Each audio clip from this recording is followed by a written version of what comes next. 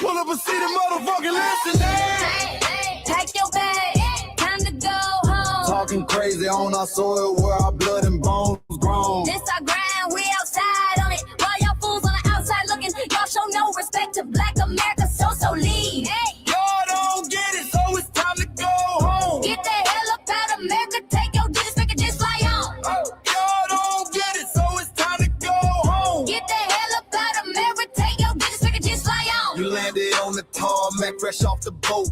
Talking about y'all building nothing, man, you choking on the note. My ancestors the reason that this country even breathes. Picked the cotton, built the White House, planted the seed. Jim Crow laws, redlined the map, we was the target. You think that struggle's a costume, man, you can't mark it. We fought the wars, we bled the blood, we died for our future's chance. And you come here and give our legacy a side eye while throwing shade on the guard. While you benefit from doors we kicked down with our last breath. Now you spit on the architects who stared down death. Disrespectful, that's disrespectful, ungrateful, a slap in the face to only people who gave a fuck. So let me show your ungrateful ass to the right place. Pack your bags, time to go home. Talking crazy on our soil where our blood and bones grown. This our ground and we outside on it. While y'all fools on the outside looking, y'all show no respect to Black America, so leave. Y'all don't get it, so it's time to go home. Get the hell up out of America, take your digits, make it just fly on. Y'all don't get it, so it's time to go home. Get the hell up out of America, take your digits, make it Got the fly on. passport, the visa, the privilege to be here. Cause my grandma did march for y'all, so disappear from our land. You cosplaying our pain. Think it's a trend you can borrow, but you ain't inherit the ghosts of our sorrow. We the foundation, the bedrock, the soil, and the root. You not no branch on our tree, and unproductive people always cosplaying me. Talking about we ain't do nothing, you lost your mind. We built this from nothing, time after time. From the beginning to now, we been the backbone and muscle. Why you look down on the struggle and cause a whole tussle? The energy spot was discussing this whack. So let's make it clear, there's no turning back. This land is paid for in full. In blood, sweat, and tears, and dreams deferred. You don't get to come into a house we built from the dirt and telling Black America y'all ain't worth nothing. That's a violation. Facts. Pack your bags, time to go home. It's our soil on our soil where our blood and bones grown. Show respect, this our ground. Y'all just tenants on a leash. Oh, get the step. Show no respect to Black America, so leave. Don't get it, so it's time to go home. Get the hell up out of America, taking your digits, I can just fly on. Don't get it, so it's time to go home. Get the hell up out of America, taking your digits, I can just fly on. Yeah, fly little birdies. Fly on back to where you came from. This ain't for you.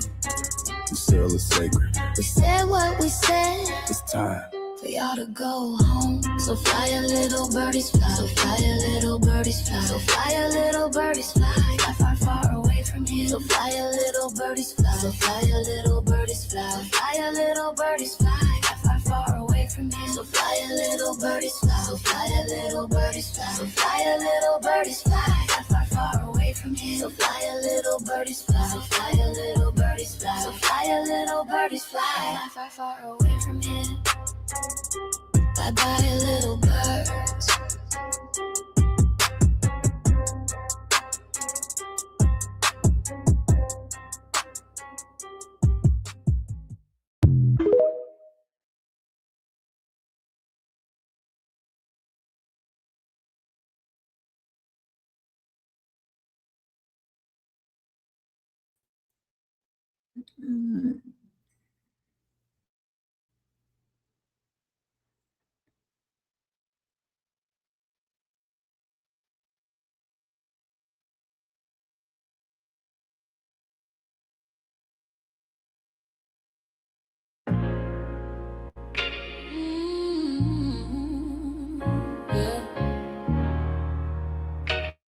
They thought we forgot, but we never forget.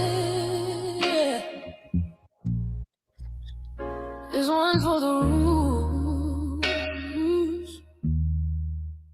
We built this land from dust and tears, 400 years, and we still here. They write new rules, but they don't see. Every freedom they got came off you and me. We planted seeds, they took the bloom. We lit the flame, they left the room. But we back now, no disguise.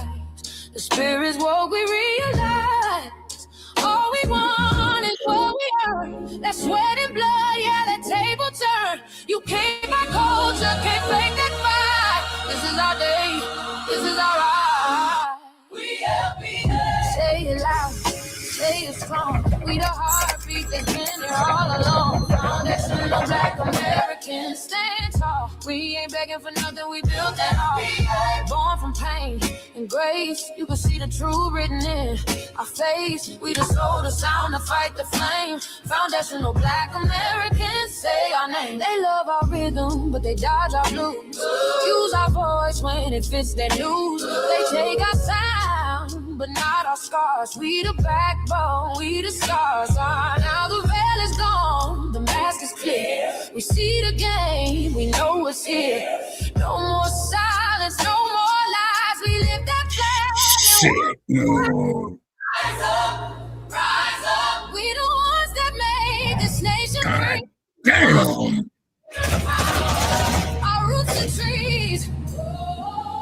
We know world is rhythm and grace. And now we're reclaiming our rightful place. Can't copy courage, can't steal pain. You can't inherit soul by changing names. Our story ain't done, it's the revival. We guard the gate, it's about survival. We FBA, say it proud, say it loud. The world dances on what we vow. Foundational Black Americans. Still we stand, still we fight, still we demand. Every block, every song, we've been right here all along. The soul of a people strong and free. Foundational Black Americans.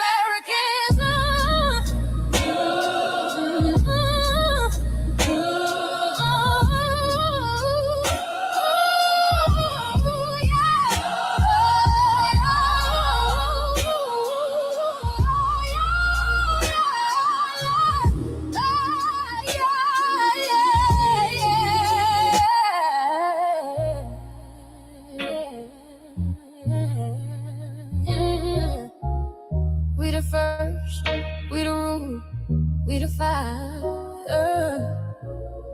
Still rising, still here. Foundational Black American. We set the tone and they copy the cadence. Dance to our drums and deny the foundation. Wear the style but don't honor the source. Smile in the crowd and you distance and force. Say you not us but you rap like we breathe. Take the rhythm, then fuse the receipts. I ain't mad, I'm just holding the glass. Showing the mirror, now answer it back. I ain't here to cancel nobody. Just keep it honest, keep it solid. If you eat from the table we built, don't act surprised when we guard it. Do you like that? Do you like that? When I flip your sound and I ride like that. Do you like that? Do you like that? Do you like that? Cause that's how it feel when you borrow my culture. Then act like we never mattered. Hip-hop.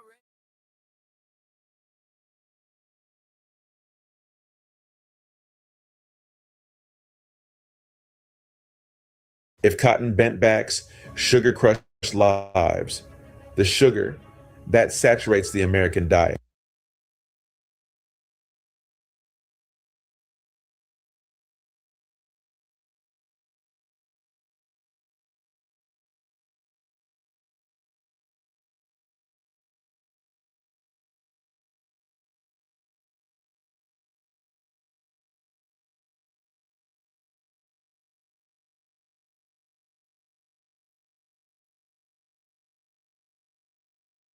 Mike Larry. Now this shit here, it's what see it is. We're not fighting your battles. We're not carrying your fear. We're not lending our history to people who erased us while we were here. Just cause you're born here, don't make you FBA. That makes you a citizen, learn the difference today. This is lineage, not a look you can wear, not a costume you borrow when it benefits you there. You used our culture like an access card, backstage pass, a straight facade, but now the mirror's in your face. No disguise, and you're uncomfortable looking truth in the eyes.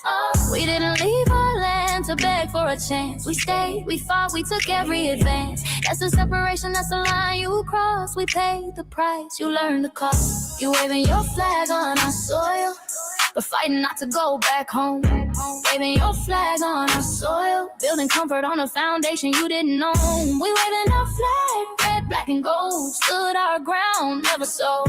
You waving your flag on our soil, but scared to build what you claim you love. Our humor, our style, the way we move, the smoothness, the sound, the things we prove. Music we birth, language we shape, innovation forged under constant escape. Warrior spirit means stay and defend, not flee your land and rewrite the end. You call it success, but don't confuse the two. East came after what we went through. You abandoned your land and called it strategy. You wave that flag loud, but won't return to build your legacy. That contradiction tells the story for you.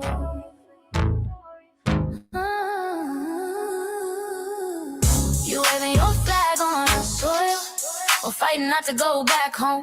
We waving ours where we were forged, every inch earned, every brick known. We can't be deported, and that truth changes everything. We can't be deported, and that truth changes everything. We know who we are, and now we see who you are too. Just because y'all born here doesn't make you FBA at all. It makes you an American citizen. It's biologically impossible to be us, because it's a lineage, not some damn costume you can just put on to look cool. You immigrants and immigrant Americans has used our culture as an access card, a backstage pass to our culture. Now y'all have to look in the mirror. Our sense of humor, the aesthetics, mannerisms, the style of dress, the smoothness, the creativity, our genres of music, innovativeness, our slang, our warrior spirit by staying on our homeland and fighting and not fleeing to somebody else's land to beg for a better life and shit on the very people who fought to have us there. That's who we are. And we know who the hell y'all are waving your flag on our soil and fighting to make sure y'all don't go back.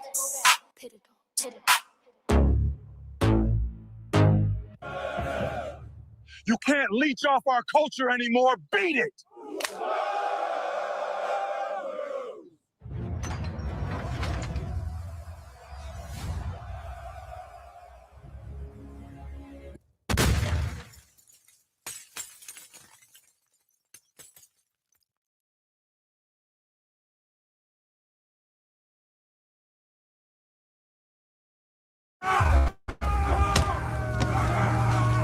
You know, erasing history is something that you have to do when it comes to conquest, domination, and destroying a people. If people knew who they were, and what they were capable of in the past, they will understand what they have a possibility or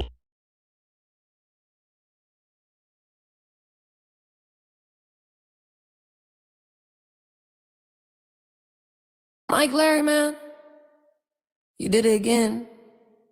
We really making history. Let's go. Do you like that? Do you like that? Flip your sound, how you like that? Do you like that?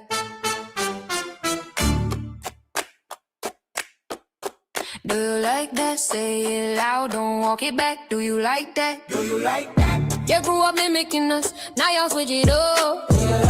Turn the carbon copy, y'all in black, what the fuck? It's funny y'all connecting to our culture like it's Wi-Fi. Surfing on our waves of our culture, no more Wi-Fi. Still in my culture for all these years. Look how time flies, all these colonizers in disguise. Hate y'all still, hate us outside. Study dope, drip, vampire. It's the blood of our gifts. With the flavor, sip the juice. Love the results, hate the truth. Who? Do you like that? Do you like that? Do you like that? Flip your sound. How you like that? Do you like that? Democratic shields, talking points, the role they fill. Fish and chips, agent on the mic, judging FBA, but ain't you half white? Talking like you one of us, we need a proof face. The agent type with a prune face, like 50 and Jim, it's a cold game. Throwing stones cause we build our own lane. I'm joking, kinda, but I mean that. Smile calm, pressure intact. Y'all proud where y'all from, where they flag, beat they drum. But when it's us, tone switch fast. Same pride, but it's too much. FBA pride, lineage solid, you can't put this on, can't try it on. Built here, stayed and fought, that's the difference. That's the car. Do you like that? Do you like that? Say it clear, don't twist the facts. Do you like that? Yeah. Do you like that? Do you like that? Point made. No edit. No care.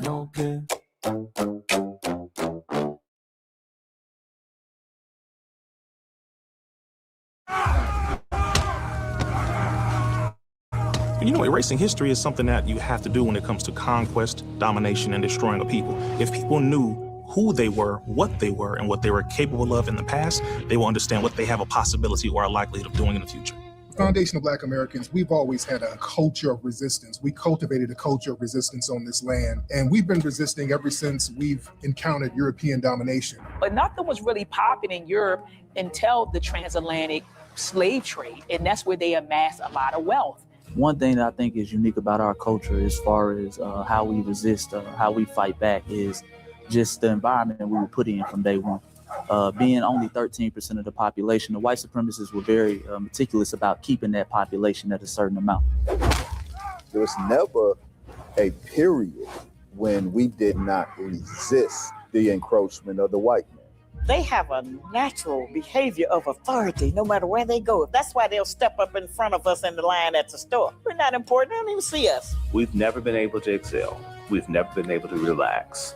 We've never been able to just be, which means that existence is resistance. It must be something in our DNA, our historical background, to when something doesn't sit right with us, especially spiritually, in our souls and in our spirit, we just say no.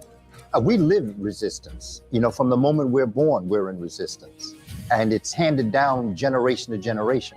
And so I think that cultural resistance is actually in our DNA, in our epigenetics, and then it blossoms out into the culture. So there's almost nothing in America that we do, from song to dance to politics to the way we talk, the way we dress, having coded languages considered to be slang today. Everything about Black American culture is a form of resistance.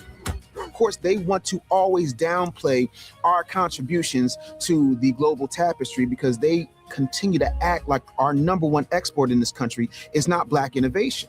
Everyone understands that our resistance has been the cornerstone of what foundational Black Americans have always done. We are the life that breathes everything into this nation. The further back you go, the further Black you go.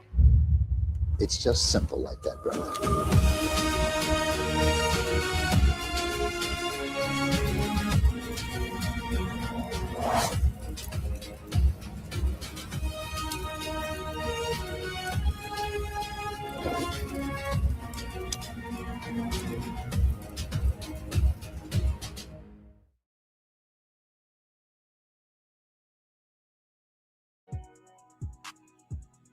Introducing the B1 Rolodex, the easiest way to search for and support FBA and B1 businesses. Hundreds of entries from the Black grassroots for the Black grassroots. Free to use, free to download, constantly updated. Trouble navigating the document? Try using the map version. Notice a business missing? Use this simple Google form to submit an FBA or B1 business. Also submit anti-Black businesses, which are now being collected in that last tab. Find resources, contact numbers, and much more using the second tab. All the info you need to start practicing group economics today. Go to blacktruthunited.com. That's blacktruthunited.com.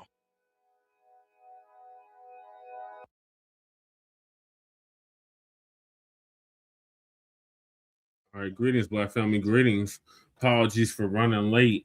I locked myself out so I had to. Okay, spit it out, Brother Che. Your last sentence, spit it out. I said I locked myself out my apartment, so I had to get the maintenance to open the door. So that's why we're running super late. Okay. So on this season 6, episode 22, part 3, part trade, continuation of the Frontline Black News, we'll be discussing several topics we didn't get to in part 3 of part trade, and that is BOOSIE exposes DJ VLAD for paying his black guests, but gave Snitch 9 $50K for an interview. Antoine Daniels files a lawsuit against Corey Holcomb. Tucker Carlson, should Republicans be forgiven for voting for Donald Trump? Heated debate. Latinas film themselves being unapologetically anti-Black. And our unhoused neighbor news, our illegal migrant news, and our local Denver/Aurora news.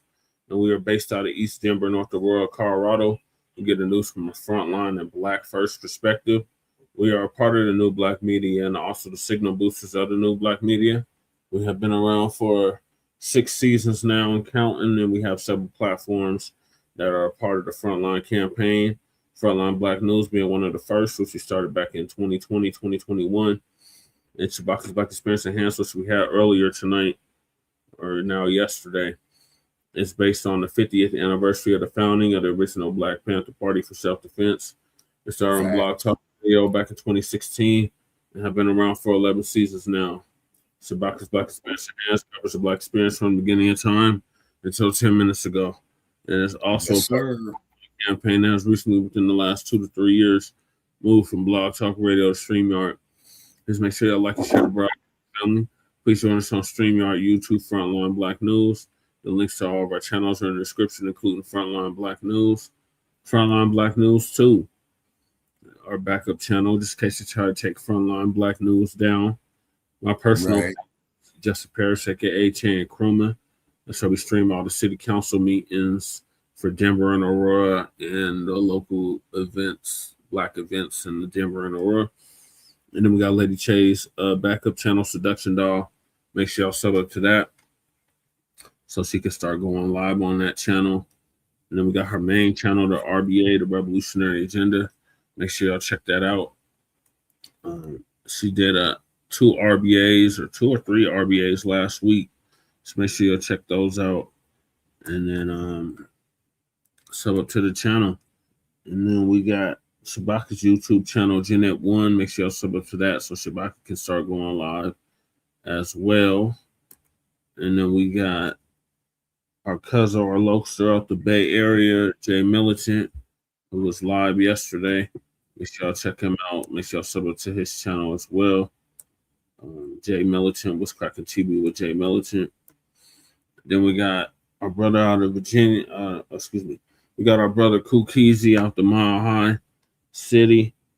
Kukizi 5100. Make sure y'all sub up to his channel as well.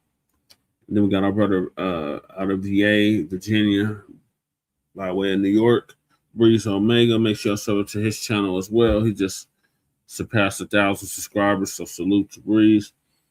Then we got our brother out of Watts, California, who's now in Houston, Texas, the Church of Black Power, who is supposed to be interviewing me either today or tomorrow. Make sure y'all check him out, the Church of Black Power. The link to his channel is also in the description. He just surpassed 2,000 subscribers. He should be approaching 3,000 here shortly. And then we got our young brother, Black Truth United. We got our brother, Black Truth United. came up with the B1 Rolodex, which is a modern-day green book for FBA and B1 businesses alike. And the links to the B1 Rolodex is in the description. The link to submit your business to the Rolodex is also in the description, and I'm in it to win it for my political work. Then we got counsel the Congressional Black Caucus and create a foundational Black American caucus. The link to that is also in the description. The Take Action, the Call to Action by my niece Brooke is also in the description.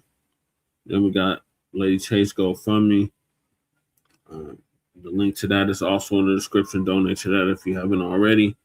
Then we got the 103-year-old elder who's on the verge of losing her home almost 40 years in South Central Los Angeles, or South Los Angeles now.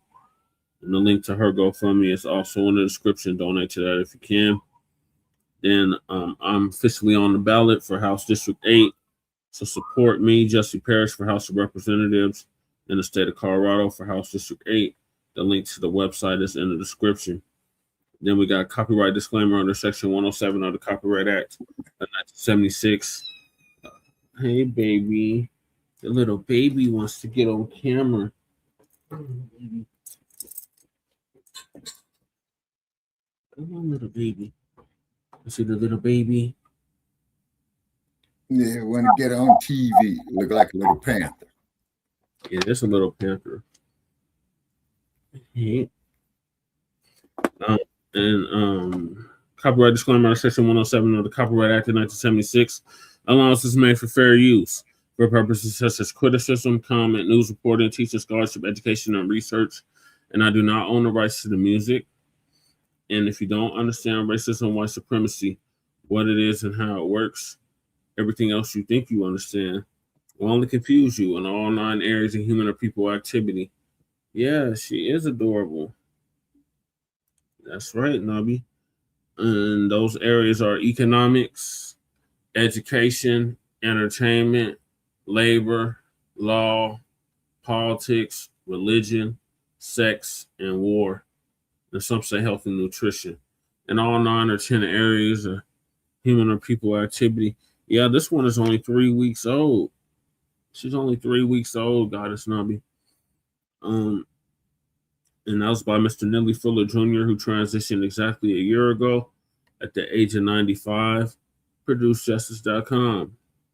And when you're a Black person or captured by any race soldier, you must never fuss, fight, or flee. Comply and defend yourself in court. Also by Nellie Fuller Jr. And last but certainly not least, we got racism, white supremacy is conscious and subconscious behavior to maintain white genetic survival, to prevent white genetic annihilation.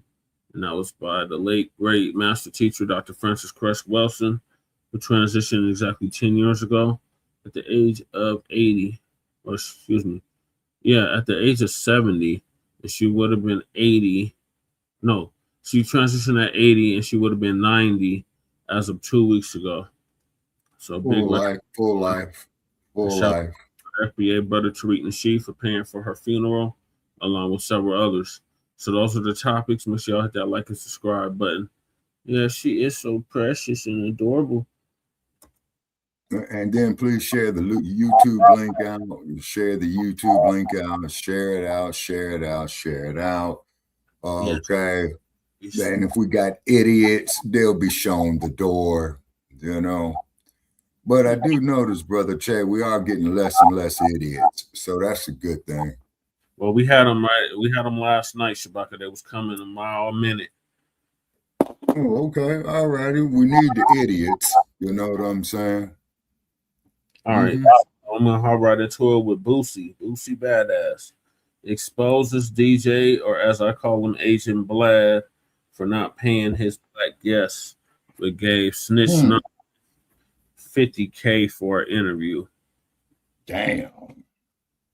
Let me find this screen. I want to share for y'all. That's not it. How is the screen at? Where is this queue at? I just had it opened up. Hold on, y'all. Okay, and it's still windy out here in the wild, wild west. Oh yeah. Is it windy? Yeah, is it windy where you're at, Goddess Navi?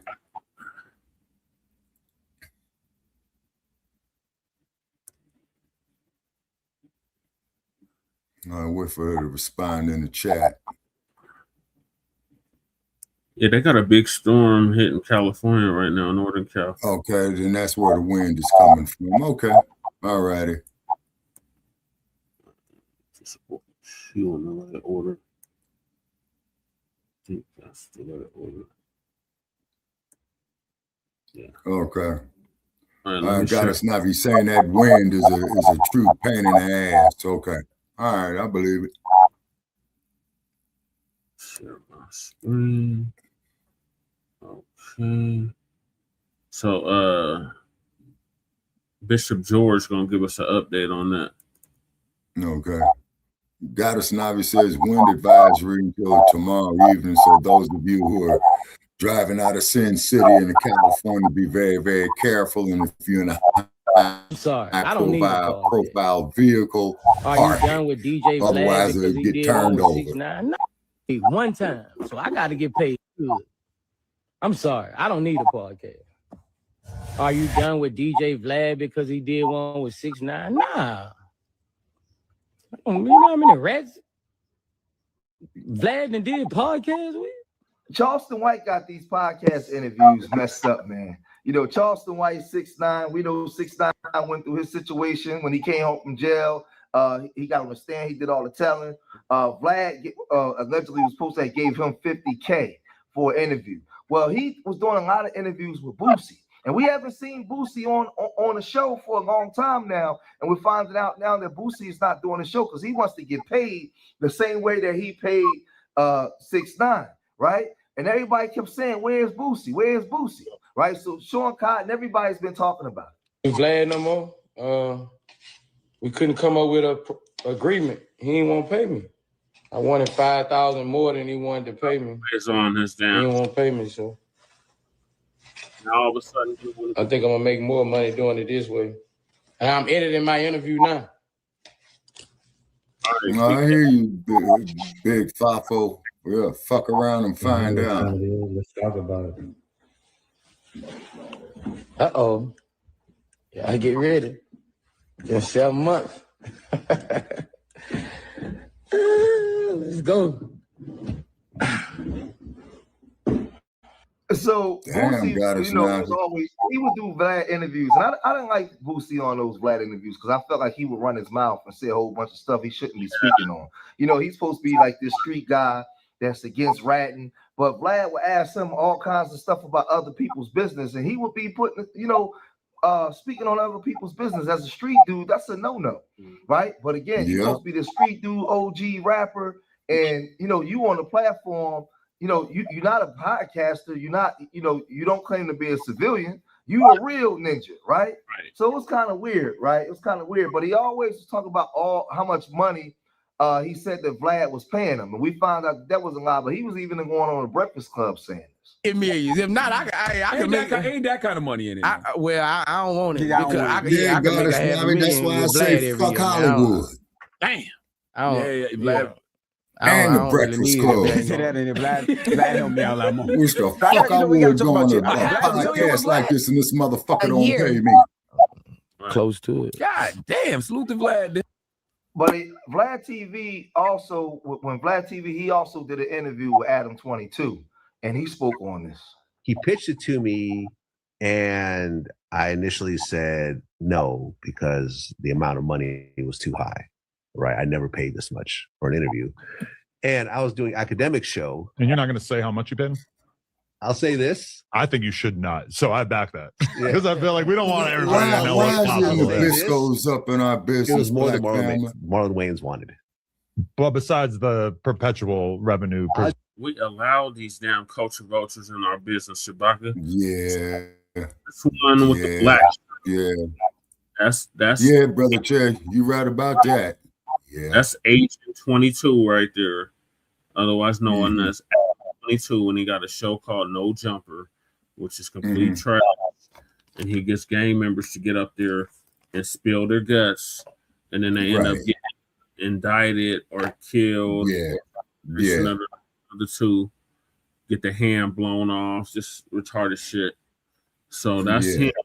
And then the other one is DJ VLAD, or as I call him, Agent VLAD.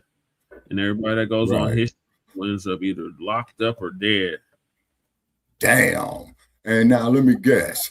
These motherfuckers is based out of Los Angeles, right? Yep. Why did I figure that? Tell me, man, I was wanting to fix the transmission. Why did I figure that out, Bob? Just at that. Okay. It was more than what Marlon Wayans wanted. Right. That's punk ass Blad right there. The Nabisco. Mm-hmm. The culture vulture. Okay. Yeah. Okay. But in this case, I felt this really was a very serious interview that would really blow up. Whereas a Marlon Wayans interview would just be a cool interview with a known You right about that, guys. And to be fair, 6ix9ine for the last 5 years or whatever has been very much kind of not doing long form interviews, and especially not the kind of interviews that you do, where you go into the depths and details of everything. You know, that's Adam 22. I was gonna do. As I call him, Agent 22. Okay, all right. So ends up dead or locked up. Like, okay. He's had high-profile gang members that ended up locked up after they went on his show. Wait a minute, Brother Jay. You the legal eagle, man. That's entrapment, sir. Yeah, but they go on his show. He pays them little kibbles and bits, and they sign a disclaimer. Yeah. Okay. Yeah. So they sign a fucking disclaimer, and then that's what the damn LA County DA's office picks up to prosecute them. Damn. Yeah. So it's like talking to TMZ. Don't do it. Hey, Brother Che, and brother, and I thank you to this day when I did that live feed on HB, and you say Shabaka, run for the hills. They out to get you. Run, nigga, run. And that's exactly what I did. Yeah. You did right, Shabaka. Let this continue. I was just letting you know who that troglodyte is and who that other troglodyte is. Yes, sir.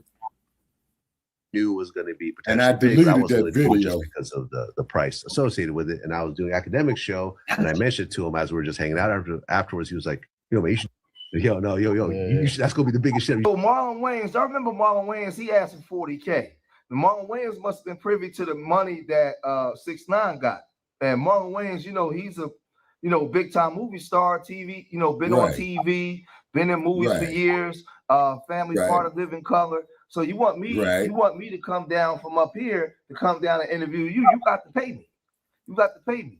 Now, Vlad, when he told him what the number was, Vlad felt disrespected and started putting a whole bunch of stuff online, started putting their private conversations online. It got real ugly between them two, right?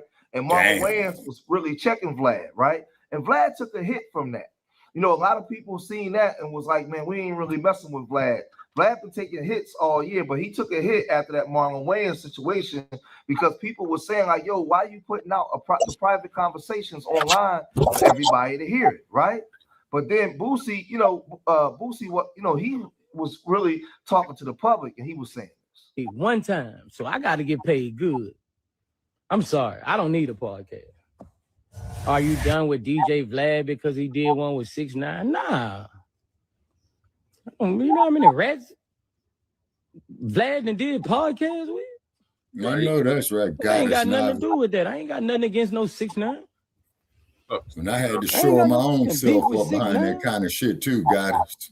I don't care who Vlad doing no podcast with. That ain't none of my motherfucking business. But you gotta pay me. He always doing it. I don't give a fuck with him though.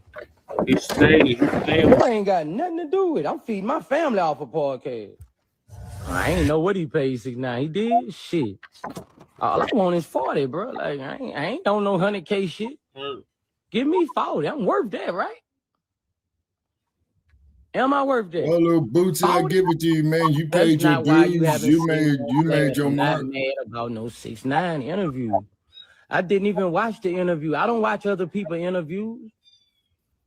I don't watch other people's shit, bro. I just go up there and do me. Right. I'm not worried about that's his job. If he want, that's Vlad's job.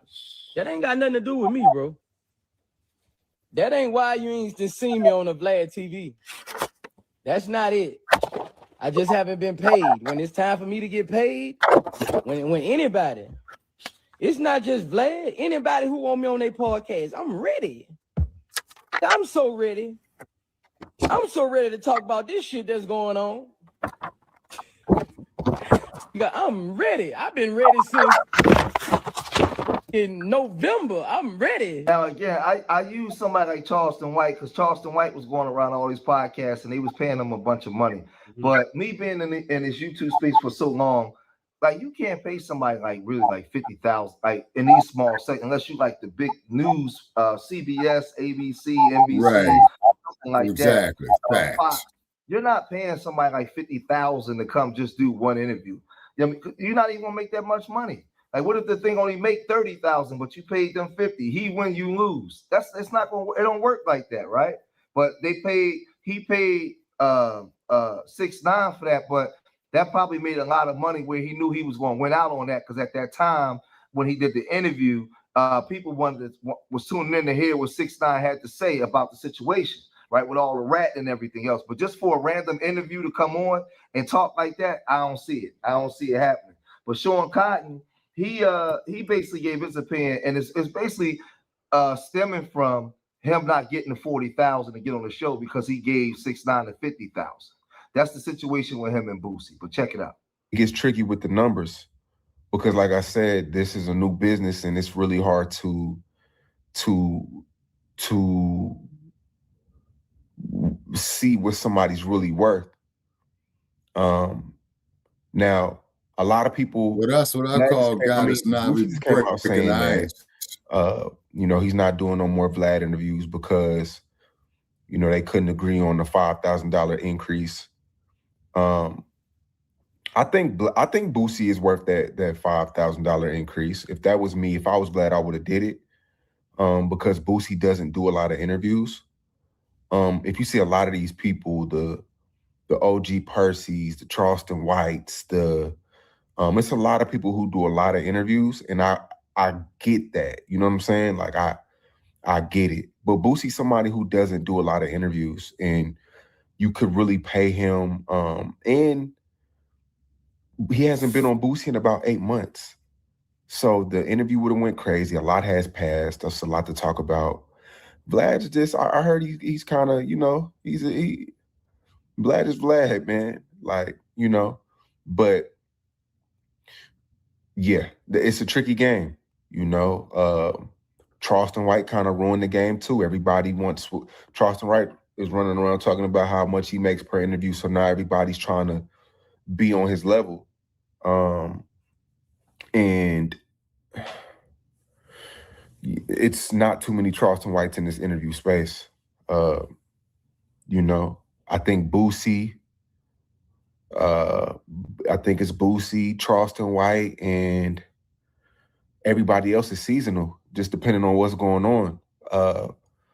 But you got like Woody from Atlanta. He had hit me up and tried to charge me $10,000, and I don't get it. I don't get a lot of these dudes like, and if that's your worth, if that's what you feel like you're worth, that's what you feel like you're worth. But y'all aren't making $10,000. Y'all aren't even making the money back a lot of the times. So it's like we pay y'all $10,000, and the interview only makes $7,000, and then it's just we lose, you win, and that's okay. That's how the business goes sometimes. I get it, but if I clearly see you're not making $10,000, why would I pay you $10,000 and you hitting me up? So I didn't understand that from Moody. Like, these people aren't trying to build with you. They're not trying to. Because when I found Charleston, I didn't pay him for the first 2. Then I slowly started paying him, but more. Now I'm gonna put y'all on game 2. A lot of y'all are saying that Boosie wants more money because of he took a picture with Charleston White. Because Vlad took a picture with Charleston White and Boosie's mad at Vlad. That's not true. This all comes after 6ix9ine got cool with Vlad, and Vlad's running around saying, yeah, that's the most I ever paid for an interview. And Vlad is like, I mean, and Boosie like, hey, like, nigga, we over here, we do crazy too. We do 100 parts. We do 100-part joints, and then the full interview, you making an extra million. Man, give me 5 more thousand. And that's why I'm saying, like, Vlad kind of being greedy. Cause it's like, Vlad, come on, bro. I run a YouTube too. I see what you making, champ. Like, give him his bread, give him what he's worth, and let's keep the business going. But Boosie is this is just what I'm hearing. Boosie's feeling some type of way because Vlad's running around talking about 6ix9ine this, 6ix9ine that, and he paid 6ix9ine a lot of money. I'm not gonna say it because that's his business, but he paid him a lot of money. But this podcasting thing is crazy. Y'all gotta let me know what y'all think. Do you think that Boosie is worth the 40K he asking for? I mean, he gave that money to 6ix9ine. We know that Vlad makes a lot of money. He made a lot of money off of the black culture. But do you think that Boosie is worth this much money? Now, like I told y'all, Charleston came out and just killed the game. But I do believe that when you do too many interviews like that, you oversaturate it. But this is why you got people becoming characters and they becoming something that they're really not, to build an audience just to make money. So I'm gonna go on here and I'm gonna behave and act like this. I'm gonna put this out because people is tuning in to watch it. And this is where you're getting all this crazy stuff. They getting big bang to act a fool, right? But y'all gotta let me know what y'all think. What's your opinion on this? Do you think Boosie is wrong? Do you think Vlad is wrong? Let me know what you think. If you made it this far in the video, hit that like button, subscribe to Street Media TV. Leave your comments in the comment section. Remember, I love y'all. Till the next time. Peace. All right. So this is more my generation. Respect to y'all. So I'm gonna go first. So Boosie, you've been on Asian Black at least a handful of times that I know of. And now, since Charleston White let the cat out the bag on how much he getting for the bag to go on his show, now you want more money. Like, you should have been done asked. I don't even know why you go on there, but you should have at least asked for that amount each time you went on there.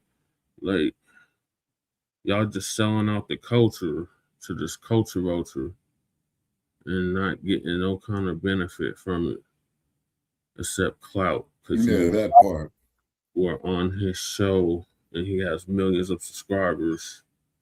So you think you done made it? Like, my nemesis was on that show. As far as I know, he's still above dirt, but he's probably the exception to the rule because everybody else that I know that's been on that show, they have either gone back to jail, prison, or they're been unalived. And that's a lot of people. I ain't been subscribed to Vlad in years, though. Like, I think I unsubscribed from him during the pandemic. Yeah, so I ain't been tapped in with what he talking about. But I guess he did an interview with Snitch 9. This dude snitched on his whole gang, Shabaki. He's like, and he's still above dirt. He's Puerto Rican. And that motherfucker's still above dirt. He's Puerto Rican and he still says nigga in all of his rhymes. He's a blood and he snitched on his whole set. And he's still above dirt. Yeah. Yeah,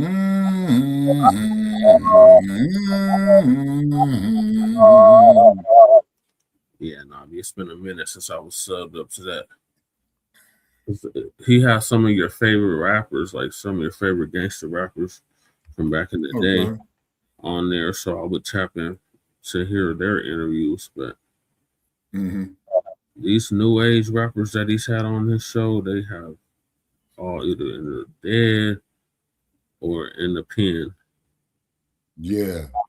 And see, and like I said, man, that's that cold shit, man, about LA County. You see what I'm saying? Because once you get convicted, man, they seize all your assets, you see. And it's designed to break you. He's paying them little kibbles and bits for them to divulge information to them peoples on crimes that they committed in the past or currently. Oh, man. And they get to telling everything like they're in an interrogation room. Like, so when they come and get you on them cases, they're going back to prison or they get unalived. Yeah, that's Los Angeles County. And Goddess, she says, I told Goddess we're growing slowly. Just stick with us and share our links, please. And she says, no doubt, Jesse's always been a real one. That's what helped to get me here. Okay. Thank you, Nabi. Appreciate you. Okay. You keep it real, man. I keep it real with you. That's how it go. You show me love, I show you love back. Like, that's how these YouTube streets work. This shit is crazy, Shabaki. The YouTube streets. Yeah, it is, man. There's some, like the real streets.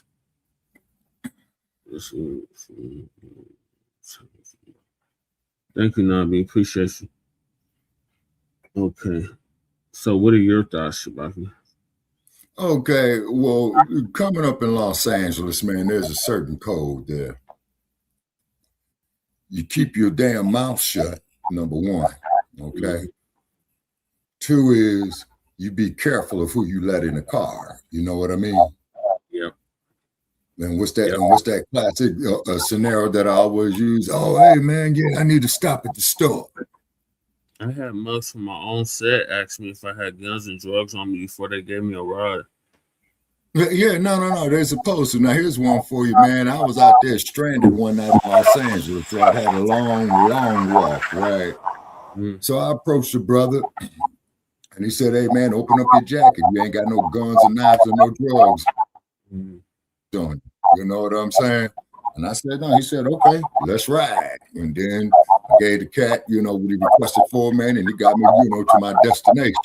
Now, it wasn't not exactly to my front door. I got out 2 blocks from where I was at. You see, security on my spot, on my side, security on his side. There's nothing wrong, with security.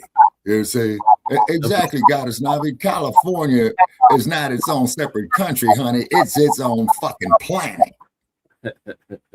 And that's how that's exactly how they themselves. Just like that. Yeah. And why do you think I'm out here in Nevada, Goddess Navi? You know what I'm saying? Goddess Navi, last time I was in California, I said, I hope Denver don't get like, or Colorado get like this. But you see, but you got a lot of people from California going to Colorado, Brother Che. Yeah, because it's cheaper, Shabaki. Yeah. But y'all got that deep freeze and shit. Oh, by the way, when y'all getting some more snow so we can hijack your water? Snow. It's April, Shabaki. You ain't really gonna get too much, and it's late April. Get too much. Well, I know y'all got some rain. Yeah, we got some showers coming on that way, man. I used to set my watch by the damn rain. Well, the rain might turn to snow in the mountains. Yeah, we need y'all to fill up. Yeah, man. We need to fill up, Lake Mead, man. It might. But and then another thing too, people out here in this desert, I noticed they're kicking the price up on the damn bottled water too. You might get you a filter. That's all like it. Yeah, but this cracker box I'm in, man, I think that'd be asking these mugs for too much, It's still one of them little Brita filters, Rocky. That's all you gonna need. What? Got all about the Brita, man. I sure did. Okay. The babies destroyed it. It leaks now, so there's that. So what did they use it for? Pouncing lessons? You know it, Shabaka. They knock everything over. they knock everything over. Yeah. Well, the kiddies got youth on their side. This one really, though. This one's a bit.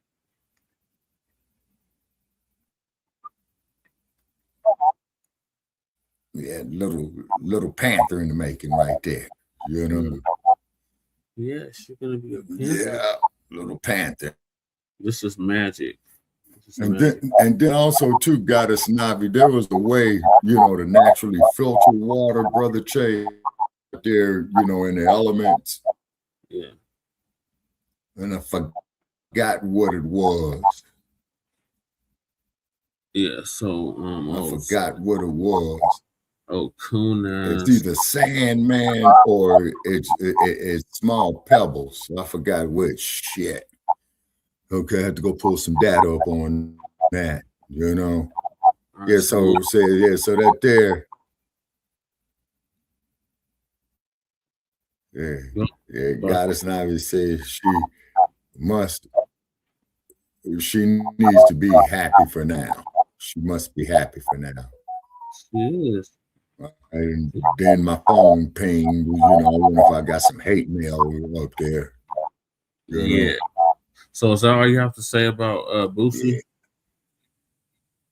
Yeah, man, you know what I'm saying? Boosie made his, man, but like I said, you don't want to be going out there, man, putting all this shit on blast, man, like you told me, Brother Jay, about get away from TMZ. You see what I'm saying? So talking we got what's his name? Brandon.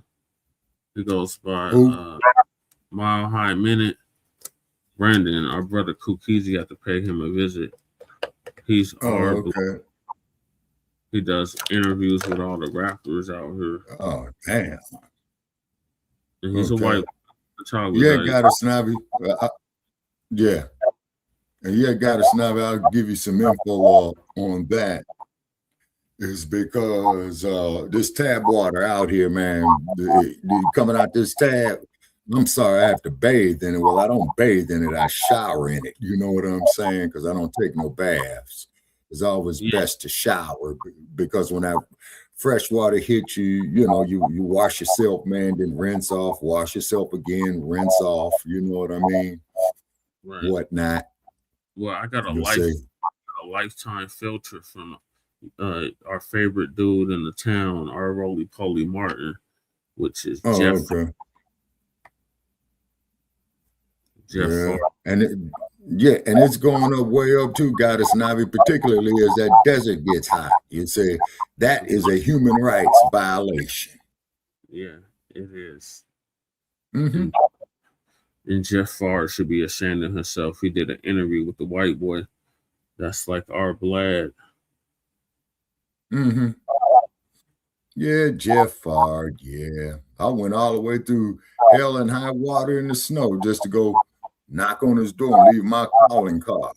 And you told me that he was on the continent. You know what I'm saying? Yeah, he's always on the continent when you pay a visit, Shabaki. Okay, all righty. He just didn't want this heat, Mm-hmm. I would have said, knock, knock. Hey, Jeff, guess who it is? Shabaka. And he gonna say, who the fuck is you? Oh, it's Shabaka St. Corey, man. Right. And the cold part about it is, now get this, Goddess Navi, when Jeff Farr kicked me off on one of his lives, right? I asked him what are those ass scratchers are going to do for the community, and then he had a good counter. I have to give it to him. He had one of his speakers there. She came back, returned force, put some down herself, and I said, "It's okay. I stand corrected." The motherfucker didn't even want to give me credit for that. Damn. You, Brother Che, you was there. You was on it. Yeah, I was.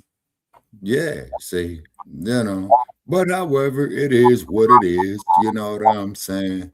And then when Mad Dr. D was alive and we did that episode, Brother Che, that he had stated that we did, and I got it on the terabyte, it's called What We Do to Each Other, you see? Yeah, we did that a minute ago. And he said, yeah, man, we got to focus on what we do to each other. You know? Yeah, we do. But first, we gotta tackle this beast, this savage that we've been up against for 400 years. Yeah, the troglodyte. Yep. Mm-hmm. All right, so you see, and he's a BOOSIE, I liked your music growing up, but this ain't the way. You should have been on this. Like, why are you just now waiting until after Charles White interview to voice your demands to this culture vulture that you've been working with for years? Yeah. He's done several interviews, motherfucker, over the years. Yeah. You wasn't getting. But you know, I saw a gangster. I saw a gangster flick one time, right? Mm-hmm. And dude was talking about is that it's not so much the motherfucking target that you got to look at. You got to look at that motherfucker who's with you, very close. Say, and as you know, brother Che, that I related to you a couple of years ago. That's the shit that I went through that I'm not going to say on the air, but you know what I'm talking about. Yeah, I'm already knowing Shabaki. All right, so we're gonna move on to the next topic. Okay. Another raccoon by the name of Anton Daniels, who files a lawsuit against our brother Corey Holcomb. So Tariq, don't get on that. All right.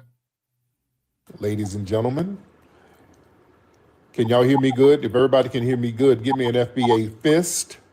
If y'all can hear me good, everybody give me an FBA fist. Ladies and gentlemen, if you can hear me good, give me an FBA fist. Yeah, Chris Spencer is very funny. He's performed up there a few times. Chris Spencer is very, very funny. Another brother, real funny, Henry Coleman, hilarious. We got some real good comics who come through, man. We got some real good comics who come through. There you go. Respect to the family. All right. You know what I want to talk about? Y'all know, y'all remember when Anton Daniels was on Corey Holcomb's show and they got into that altercation. Anton Daniels was kind of popping off at the mouth and things almost got physical. I said then, dude, Anton Daniels, you got to watch that cat. That dude got snitch bitch energy. He wasn't going to do nothing. If anything popped off, he would have got on the phone with the police, ran and filed a lawsuit. You kind of know cat's spirit. You kind of know the enemy or the energy of certain dudes. You know the energy. Anton Daniels, because Anton, he said a little weird, slick gossip shit about me. So he kind of has a little bitch nigga spirit. You can tell. And there's a lot of these dudes that got that little spirit. So it's been announced this week, Anton Daniels went out here and him and his people, they went and filed a lawsuit against Corey. And we knew that was going to happen. Yeah, listen, I think that's a bitch move. What do you expect from these cats? It's a new crop of dudes out here. I don't respect that. I don't respect that whole ass nonsense. Dudes pop off at the mouth and then go run to the authorities. Yeah, I told people then Anton Daniels was going to pull that. That's the kind of energy he has, man. Listen, there's a whole crop of these beta male bitch dudes out here who talk tough and instigate things and then run to the authorities. Again, I done been to court with these bitch niggas. You know, I done smacked them up and all that. And I mean, these dudes be up in court crying like hoes. It's a whole different vibe of dudes. Well, can I talk to the women? Women, how are y'all coping with these dudes out here? Women, is the dating pool like real polluted with these fuck niggas? Boy, my goodness. Yeah, some of y'all say y'all not dating. I feel for the women. I really feel for the women with these type of dudes out here. Listen, I'm an OG. I'm cut from a different cloth. That's why I get the level of respect I get as a man. I handle manhood business. I'm from a whole different era where men stood on men business. You did man shit. You said what you meant and meant what you said. If you say you're going to do something, you do it. If you get into it with folks, y'all step to each other like men and win, lose, or draw. That's what it is. And you going about your business. It's a whole new day these days. You get into it with niggas now, then next thing you know, he's in a damn sundress with his feet done, sitting on a damn witness stand with a handkerchief and Gloria Allred rubbing his shoulders. Like, it's gonna be all right. Who did it? Him. Gloria Allred, damn. Well, we got some hoe ass dudes out here in the game right now, man. Good Lord. And you know what it is I call it revenge of the nerds. See, back in our day, where my Gen Xers, y'all know, we were tough. Us Gen Xers, and some of these bitch niggas is old. Some of these bitch dudes are Gen Xers too, but these were the nerds from back in the day. I want y'all to understand something. Back in the day, when wasn't no internet and you had to get out here on these bricks and stand up like a man, you had to build the kind of personality that would keep you safe, meaning that you would have to be out here, you'd have to be a man of your word, you would have to stand on business, you would have to know how to defend yourself, because we come from an era where my FBA family, especially who got Southern roots, we couldn't be punks. Being a punk wasn't an option like that. You couldn't run home and then, hey, somebody about to beat me. Like, Mom them would be like, get your ass out there and come up off them shoulders. You better go out there and put them things up. Right. We didn't have an option to be a punk. Yeah?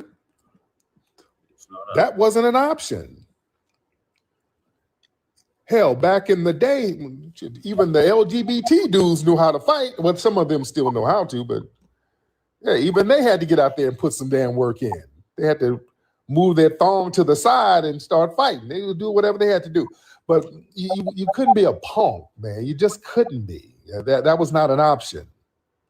Yeah, that sounds like FCLA. Now, some of the nerds who got sheltered by their parents, some dudes was just straight up bitches. They just couldn't come outside. You did have a couple of them.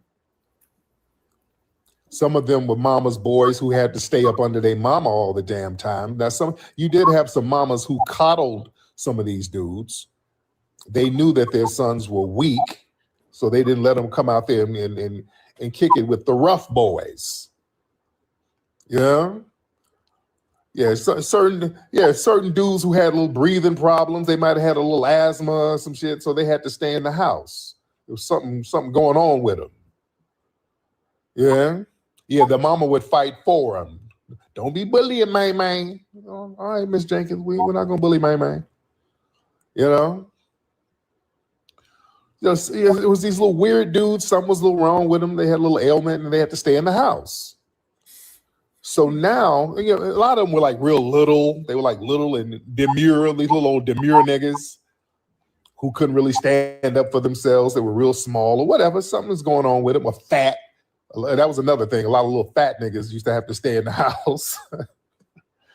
They get jumped, their little fat asses get jumped on.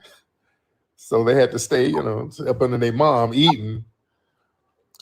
So now these dudes have grown up, the dudes who had to stay in the crib. And these are the bitch dudes who be talking greasy on the internet. On the internet, they're G Money Killer 63. They're all types of gangsters on the internet now. These were the nerds who had to stay in the crib and use a breathing machine back in the day. Now they super duper Vice Lord Crip Pyru on the damn internet. They banging on everybody. Ain't set one foot off the damn porch. Yeah, they're streamers now. So that whole streaming thing has given people a lane where you ain't got to go outside. You don't really have to face consequences for being a fuck nigga. See, back in the day, there were consequences to it. You just couldn't walk around being a fuck nigga. Well, we saw what happened to Sneeko. All right. Yes. Streamer Sneeko, who talks real greasy, and recently he was out there in New York walking in the streets and somebody went up and snuffed him. You see? Yeah, the Johnny Somalis, these weirdo. You know what Johnny Somali, especially these weird tethers, they would have got stomped on doing all that goofy shit back in the day. Yeah, that's why a lot of these tethers, speaking of tethers, that's why they're so mad now, because all that little goofy stuff that they would do, they would get called out for it. You see, all that little goofy punk shit, they would get called out for it. You couldn't walk around us being a punk, being a little undermining goofball. You get called out. That's why they try to sit up. They made fun of me in school. They called me a booty scratcher. And I don't know what you got punked out when you were a kid. It wasn't because you were an immigrant, because you were like a little buster. Yeah. But the people like Anton and others, these dudes, they got that snitch vibe, that snitch mentality. And notice the snitches back in the day, you couldn't be a snitch and an informant back in the day, because again, you would have to hit the bricks. So you couldn't come outside. They would have to put snitches in witness protection back in the day. You would have to go somewhere. Still do, you would have Tariq. to leave town if you were a snitch or an informant. They back still in the day. do, Tariq. You see? They still do. Yeah, snitches got stitches back in the day. But it's a new vibe right now. Now, family, look at what we got going on this internet right now. The snitch bitch dudes, they got a lane online. You understand? Now you got the Charleston Whites. Charleston White is a known informant. I mean, this guy is an informant. He was on the news back in the day, on the stand, I mean, in full color, snitching on his co-defendants. And he embraces being an informant. He instigates stuff online, instigates things with people, and then runs to the police. Yep, that's exactly. You see, he's an admitted snitch. That's what the informant does. That's what the And he has a lane. So you got to understand now, in this day and age, a lot of dudes are not operating from a code. It's a little finesse. It's a hustle now. Yeah, she hanging See, even if a person was crooked back in the day or in the streets back in the day, there was a code about how you carried yourself. Yep. There was still an understanding that your name meant something, your word meant something, your dignity meant something. So today, dudes ain't got no moral code no more. You don't even have a manhood code no more. It's like, what can I do to get clicks and views online so I can monetize it? That's what their whole worldview is. Can I turn this into some clicks and views? And then a lawsuit, or can I turn this into a lick? If I get beat up, can I flip it into a lick? So there's no shame with these dudes. It's a whole different weird vibe. You see? See, back in the day, you know, if you were a snitch or a coward, that destroyed your social standing. That made you radioactive. But because of the internet now, a dude can be publicly humiliated, go viral, and then repackage the humiliation as content. And they turn around and say, hey, look what they did to me. I'm going to get a lawsuit. I'm going to get a GoFundMe. Look what they did. Police, come help me. Just like going back to Charleston White. He gets beat up and people throwing him down and running up on stage and running up on him in barbershops, socking him up. And damn, he turns that into content. Dudes will do anything for content. Like dudes out here getting beat. Like the Johnny Somalis going out here getting socked up and beat up. That's content. Dudes getting punked out. That's content. Dudes go out here and get slapped up like bitches and then go make 100 videos about it. It's a very beta male bitch dude vibe out here, man. They done created like a little fuck nigga economy right now. You see? See, back in the day, being a man was tied to how you stood on business in real life. So now it's performative masculinity. It's about sounding tough, looking tough, and making threats and talking reckless and going viral And when it's time to deal with them real world consequences, all of a sudden dudes start scratching their pussy. Well, You this switch up into victim God mode. gave you 2 ears and 2 eyes. Yeah, it's and all only about one theatrics. fucking mouth. Dudes trying to play Then you should gangsters, do trying to twice play as much alpha males, listening trying to be and warriors viewing online. as you do talk. And then when the heat really goes down, you turn into a snitch, bitch, informant, and a witness. Y'all niggas turn into Cassie. They be in court talking about how you got kicked all in your pussy. There's no shame with these dudes. None. You see? Black magic. And there's a lot of just feminine energy right now. You know, right now there's a lot of soy products. A lot of dudes' estrogen levels are built up. Whoa, hold on, brother. He's on something there. Irritated Genie did that. Yep. They done Remember created that about a 6 years good ago? mentality where you get more social currency and actual financial rewards by being a victim more than a victor. If you win a fight, you know, you get a nod of respect or whatever. But these dudes are like, no, it's easier to be a bitch. Yeah. If you're gonna fight for See, some money. these dudes have what I call relational aggression. See, in behavioral science, physical aggression is typically associated with traditional male behavior. Relational aggression, which is like gossip, reputation destruction, rumor mongering, and running to the police, telling on people, that's associated with female behavior historically. That's what girls do. Women do shit like that. They weaponize the police. Oh, if you don't give me some money, I'm gonna go say we common law wife and husband. You know, women do shit like that. Now these dudes are engaging in relational aggression. You know, they fight with their mouths and their keyboards, and they like to create little messy soap opera style drama.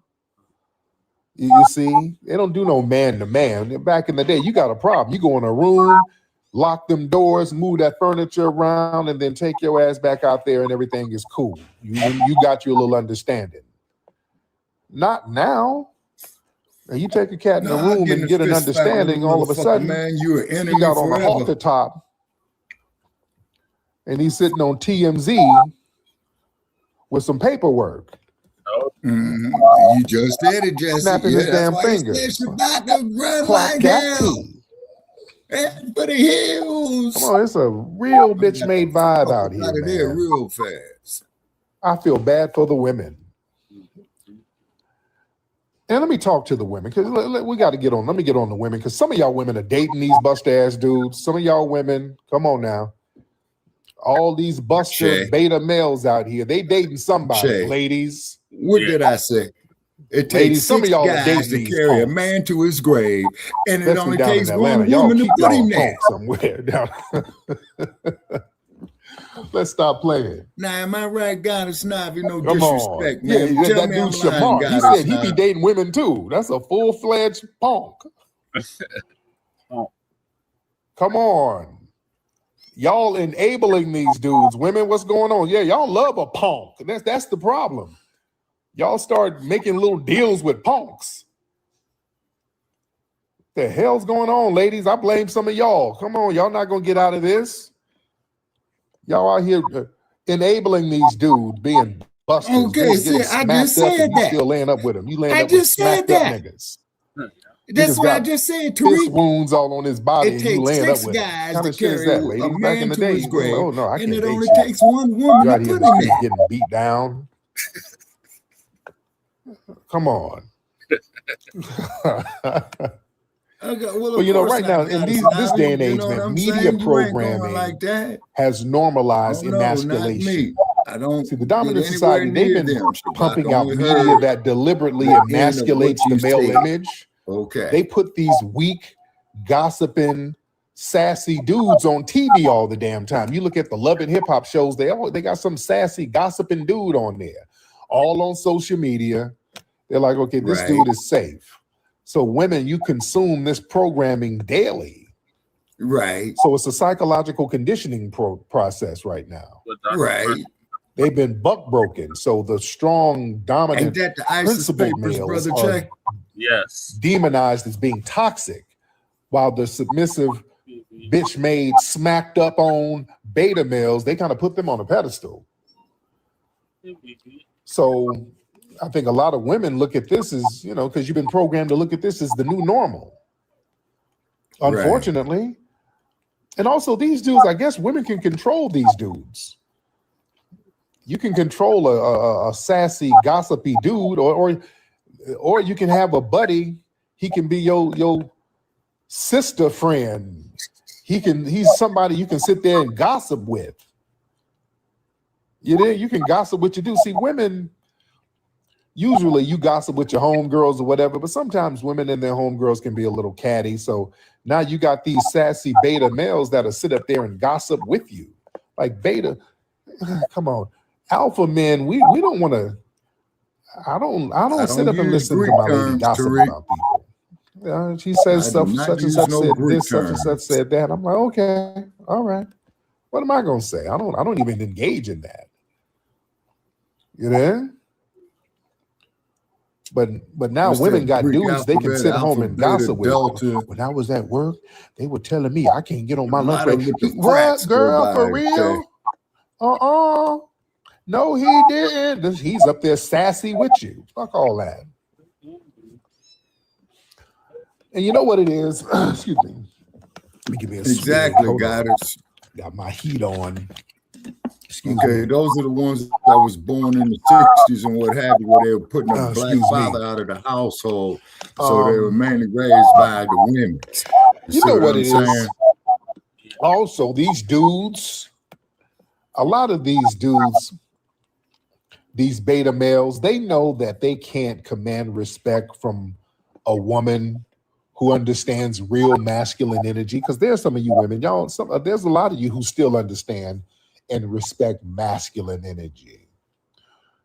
Some of y'all women do. I'll give you credit. Many of you sisters do still respect masculine energy. And a lot of these dudes can't get with a lot of women here who respect masculine energy. So what do? What do these dudes do? They take their ass overseas. They start bringing back them foreign women. They go get them some third world cooch and bring it over here. They go get them a 90-day fiance or something like that. And these women, they'll tolerate your gossiping. They'll tolerate you being a weak beta male. They'll tolerate you getting smacked up and beat on and running, filing domestic suits on dudes. They'll tolerate that because they need that green card. You see? You go find you a hungry tether. She'll sit there and let all that happen. Yeah? See, that's the thing. See, these dudes handle disputes in a very feminizing way. Instead of squaring up and handling your business like men, you start gossiping, starting rumors, getting beat up, running, and niggas running all over the place. These niggas turning to Tina Turner, and what's love got to do with it? Y'all running around like you running from Ike. Running around crying and good Lord. Yeah, I hated Larry Fishburne in that role, but that's why they call him actors. These old battered beta males out here. It's a shame out here what's going on. Yeah? But let me talk to the family. Let me talk to the family in here. Who is this? Queen Jen? Who is this? Who is this person? What's up, Queen Jen? Hi. Have you've been on here before, haven't you? I just got here like about 30 minutes ago. Okay, I think have I talked to this woman before? She looks familiar. You're Nigerian, right? Yeah, I'm Nigerian. Okay, are you in the UK or are you in Nigeria? No, I'm in Nigeria. Oh, okay. God, I remember speaking to her before. I think I've seen her before. But I'll get you on in a minute. I don't feel like dealing with that dry Nigerian energy. Yeah, her hair was different. I remember that dry energy. Yeah. They just kind of absorb all the energy in the room. And I don't feel like dealing with it. All right, let me talk to the family in here. Y'all raise your hands. Let me get y'all in here, family. Let me get the family in here. Let me know what's on your mind. Y'all raise your hand and let me talk to you. Because we got to talk about this. See, we got to get these beta males out the paint. We got to get these alpha males in here, man. We got to have our boys, alpha males. There's too many feminized dudes out here. Dudes out here running violent lawsuits and domestic violence charges. And see, we too many punks. Way too many. We got to get manhood popping. And a lot of this stuff, again, it's the schools, a lot of things. The schools tell men to be sensitive. You looking at stuff on TV. They program you with a lot of sassy nonsense. So it's programming. There's a lot of programming going on. Let me see. Let me get my brother Dan in here. Let's get the legend Dan in the building. Brother Daniel. Yeah, what's up, Kim? I can hear you, brother. How are you? Oh, where you at, Dan? Oh, there he is. Something happened, Dan. You got paused. What happened? Can you hear me? I can hear you now, yes. Okay, yeah. No, I think, man, you touched on a very important topic with these people. I had somebody get mad at me because I told them my dad was in my life, and they were asking me, was I trying to imply? And I was saying the reason a lot of these dudes had these problems because they didn't have anybody tell them to go outside and fight. My dad used to tell me, if you ever run for somebody, you'll get two whoopings, one for them and then one for me, and you're going to go back out there and fight them again. But my dad was a baby boomer, you know what I mean? So I was raised like that. And then you had grown men on this, I'm not going to say no names, but they were so mad at me and CEO because we were just going over the facts. We wasn't paying attention to the emotion they were saying. And you had a whole group of these people crying. And I like the guy you said, the Anton dude, I was just listening to one of their videos, and I don't know how people do it. These niggas be whining. Yeah. I mean, they be whining like, I remember I asked the man one time, I said, man, you know, if your dad was listening to you right now, he'd be like, yeah, that's my son right there crying to another man on the internet. And if the answer to that question is no, then stop doing it. But I understand that a lot of these dudes were raised by women who taught them to never criticize a female. So they get on these apps and they whine and they pander and they do stupid stuff. And then before you know it, the same women they pander to, when they make them mad, they go off on them and they lose their whole platform. We talking about Derrick Jackson, right? This is the type of stuff that be happening with these folks. And then they call people like us who see through it a problem. It's like, nah, I had a woman tell me, she was like, because I told the man, look, we in the same city. There's no need for this arguing, no need for internet stuff. If just come downtown, if you feel that strongly about what I'm saying, let's just meet up. And she said, that's just too violent. I'm like, listen, as a man, if you open your mouth and you make a statement, be sure you can stand on it. But these dudes, they just online, typing their little keyboards and crying and whining. They come on our platform every other day crying about you for some odd reason. It's a motherfucker in the comments right now crying. I mean, like, I don't understand it. I can't respect it. I'm just going to keep laughing at it. My bad. I don't mean to ramble, but it's just so annoying. These niggas be like 5'4" with high heels on. I'm not even bullshitting you. Nigga got mad because him and Brooke wore the same high heels. I'm not even joking. That's the true story. I can't believe it. I can't believe it. I was like, wait, we don't take this serious as a culture? And then, you know, what now they're trying to do now is they see that there's a renaissance going on, and a lot of them trying to ease their way in.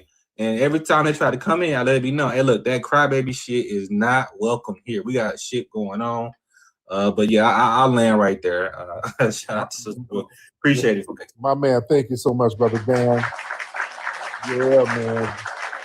Like I said, it's a bunch of dudes out here who just couldn't cut it growing up. You couldn't cut it in the streets. And again, man, my folks are from Alabama, man, which Alabama, they always with the business. Straight up FBA business all day, every day. True to the bone FBA business. I come from a culture and a time frame where my parents pushed me off that porch. I didn't have an option to be a fuck boy. I couldn't run to the house talking about somebody about to get me. I couldn't even say I was bullied. Hell, even when big kids who are much older than me tried to step to me, my mom was like, get a big stick. Go out there and find a big ass stick and make it do what it do. You understand?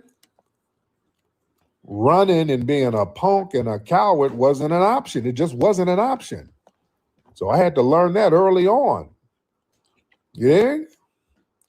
That's just what it was. No excuses. And then that's how you got respect.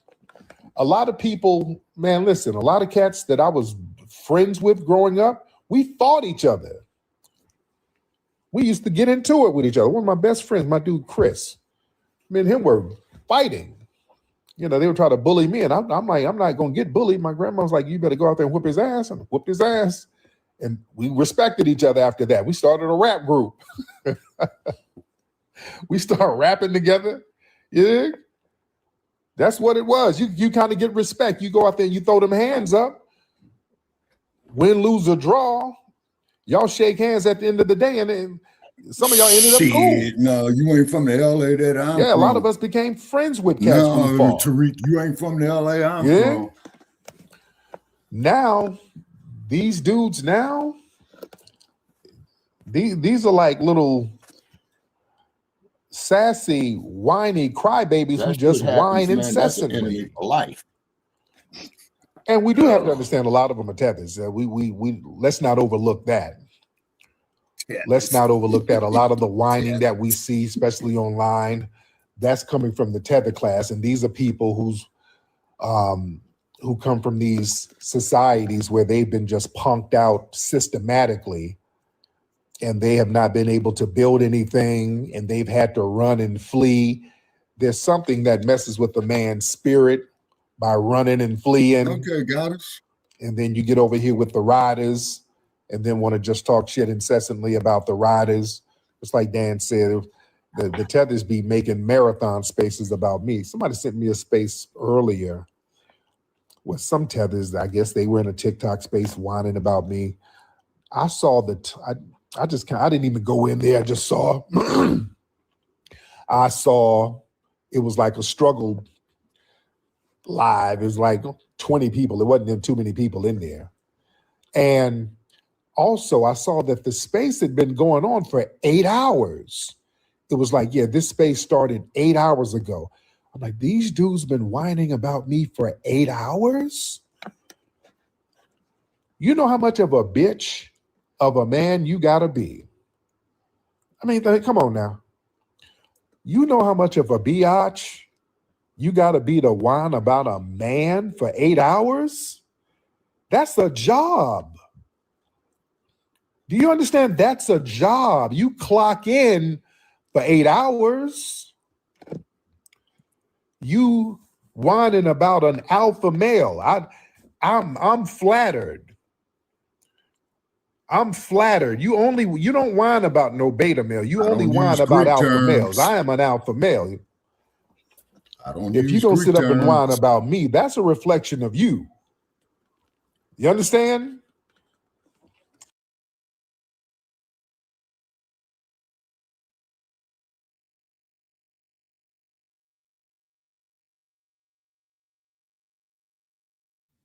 Yeah, understands me. All right, Shabaka, what are your thoughts on Antoine Daniels? All right, y'all. On the law? Yeah, man. Holcomb. Yeah, man. It's very, very sad, man. You know what I'm saying? It's very sad, you know? He said he ought to get the bag. That's what he had on the day that they almost got in a fight live on the air. Yeah, see, and like I said, if they're gonna fight, come to Las Vegas, go see the boxing commission, and fight for some money. Because at least if you get your ass whooped, man, they will pay your medical expenses. Yeah. I'm dead serious.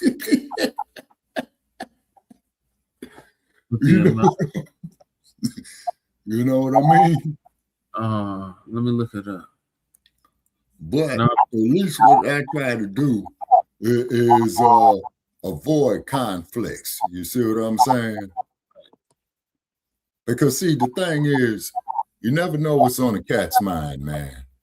This dude's old lady might have just left him. He might have just lost a loved one. You know what I'm saying? Now, if he's out trying to punk you, then by all means, man, shut his left eye. Right. Put him on his back, smash his grill, All that. Yeah. And then when he come up to you with that bullshit, I mean, well, you know how it is now, nigga. I don't know how it is. I don't get down like that. This is why you always hear me refer to men as sir and ladies as ma'am. Right. Because you come from a time where a man was a man and a woman was a woman. Yeah, man, instead of all these damn transgender motherfuckers, man, shoving ketchup up their ass, talking about they menstruate. Man, oh, God. That's an insult to womanhood, man. It really is. And then up until wait a minute. Goddess Nami says for me to call her Miss Shabaka. Wait a minute. Could you specify on that there, Goddess Nami? She's choosing up on you. I thought she was. Wait a minute, Goddess Nami. Why are you getting mad at me? What I do? Not ma'am. Okay, sister. How about that?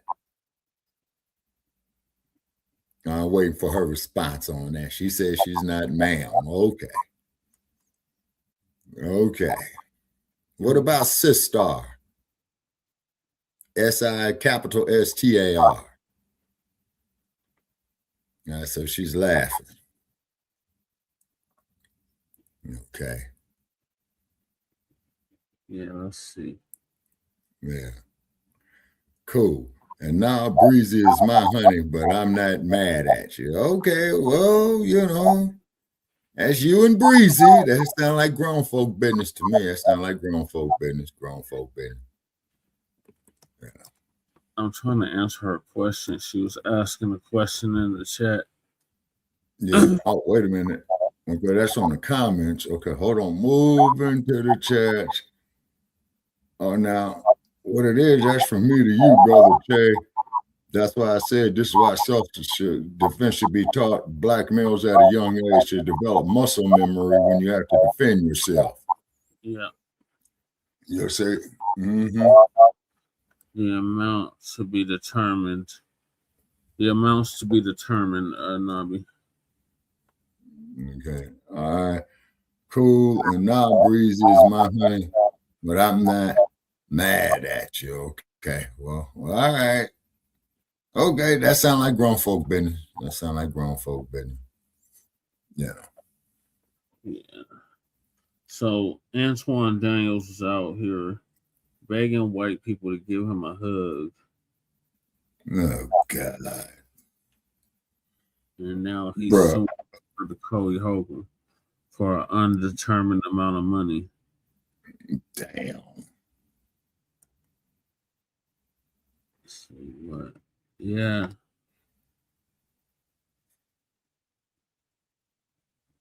Shit's crazy. Yeah, so Corey Holcomb is a comedian, Shabaki. Oh, okay. I heard the name, but I just didn't know what he do. Okay. And Antoine Daniels, he's online. He's what we do. He's a podcaster. Oh, okay. All righty. But apparently he's the police, so working with the police. Okay, avoid him like the plague. Right. And he's a major coon. Oh, God. Well, man, whatever happened to that brother who put that meme up there called Coon Busters? Remember Coon Busters? Yeah.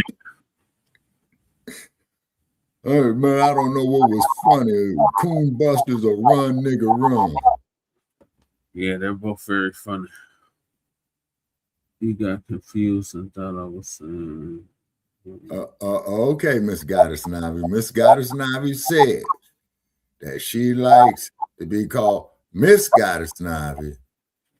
So she had to clarify. She says, I like Miss instead of ma'am, but you're respectful with it, so it's cool. Okay, Goddess Navi. Okay, Miss Goddess Navi. All right, so Yeah, Coon Busters is hilarious, Goddess Navi. And the most funniest motherfucker I ever seen, man, was that damn raccoon with that stick tap dancing, man. Damn. Yeah, that was the worst. Yeah. All right, Shabaka, sorry. Is that your final thoughts on this? Yes, sir. All right, so moving right along. I think we'll go to the dump, as in human shit. Oh, yeah. Was he on Jailbird 1 today? No, we're on to his supporters. Oh, okay. Yeah, and I was arguing with them dumb bunnies up there. Yeah, that's the meme I'm talking about on Instagram. It'd be funny as hell. And dumpsters, well, what we gonna do? We gonna do this right here. I'm the greatest thing going, you damn crook. And that's why I call them the dump, as in human shit. And I want to make that perfectly clear, by the way, ladies and gentlemen. So Lisa's gonna give us an update on Tucker Carlson and shit. Republicans be more forgiving for voting for the dump as in human shit. And we want to make that perfectly clear. Yeah. And they talking about shit, they be forgiven. Mm-hmm. Good Lord, I heard it all now. Shalom, family. Good to see you Well, all her here. chat Hope is you're busy. doing well. Yeah. We're going to talk about Tucker Carlson. He went on to his brother's podcast. I believe his brother's name is Buckley Carlson. I think it it's is. Buckley Carlson. He went on there and pretty much apologized for voting for Donald Trump and promoting him during the time he was campaigning, not only, in 2024, but going way back. He was promoting Donald Trump the entire time.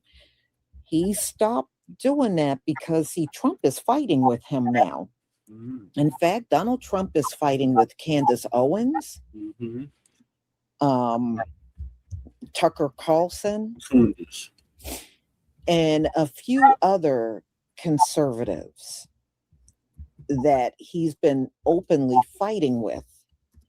And ever since that has happened, that I think broke out like 2, maybe 3 weeks ago. No, that's right, Navi. And ever since then, now he's done an about face. And Alex Jones is another one Donald Trump has been fighting with. The globalists. And the globalists. Oh, yeah, God, they're now all he's a turning on him. orangutan. Okay. And they're very upset with Donald Trump. And now they have turned on him, speaking heavily against Donald Trump, not agreeing with anything that he's doing. But here's the question. When a Republican votes for a president, and that president turns out to be a disaster like Donald Trump, can you forgive them? And No, my because answer Donald is Trump was a probably wasted no, fuck. especially That's what he while is. He was a you're wasted still fuck. in the middle of that person's No presidency. disrespect, Goddess Navi. After it's over, some, years will go by and people will start having amnesia. But as long as Donald Trump is the sitting president, my answer is no. There are many people that are not going to forgive Republicans, whether you're MAGA or you are far right, alt-right, or whatever the hell you are. No. Like American sad Not ass. while he is the sitting president and he's still making all these crazy decisions that make no sense. Then no, I think a lot of people are not going to be inclined to forgiving you. But how will you see this after listening to Tucker Carlson and hearing these other opinions? How will you feel? Now, there was one funny one, but the woman had music on there. She had this wallpaper of pigs flying, letting Tucker know, you know, I will forgive you when pigs can fly.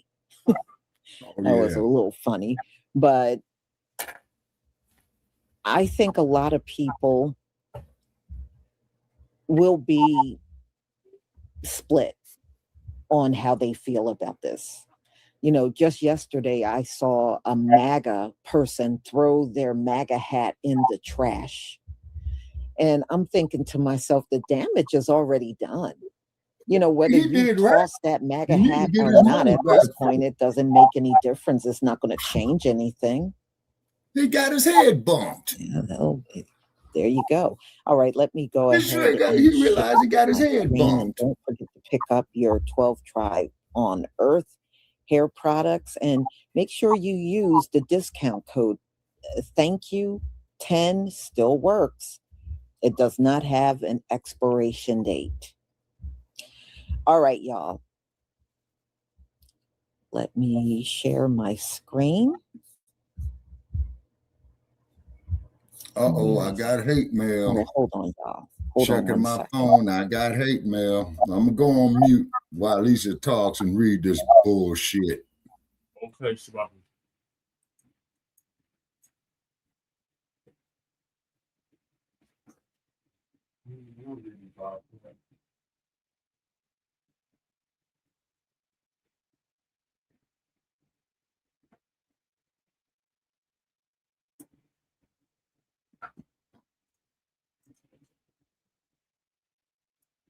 Come on, Lisa, what the hell?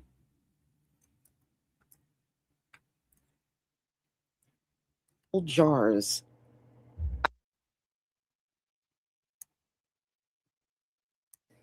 I was looking for purple jars. I have never in my life thought it would be this difficult to find purple jars. I cannot find purple jars. And the ones that I do find, they're too little. They're like 4 ounce or they're 2 ounce, but they don't have them bigger. And it's shocking to me. How the hell do you not have purple jars, but they don't have it?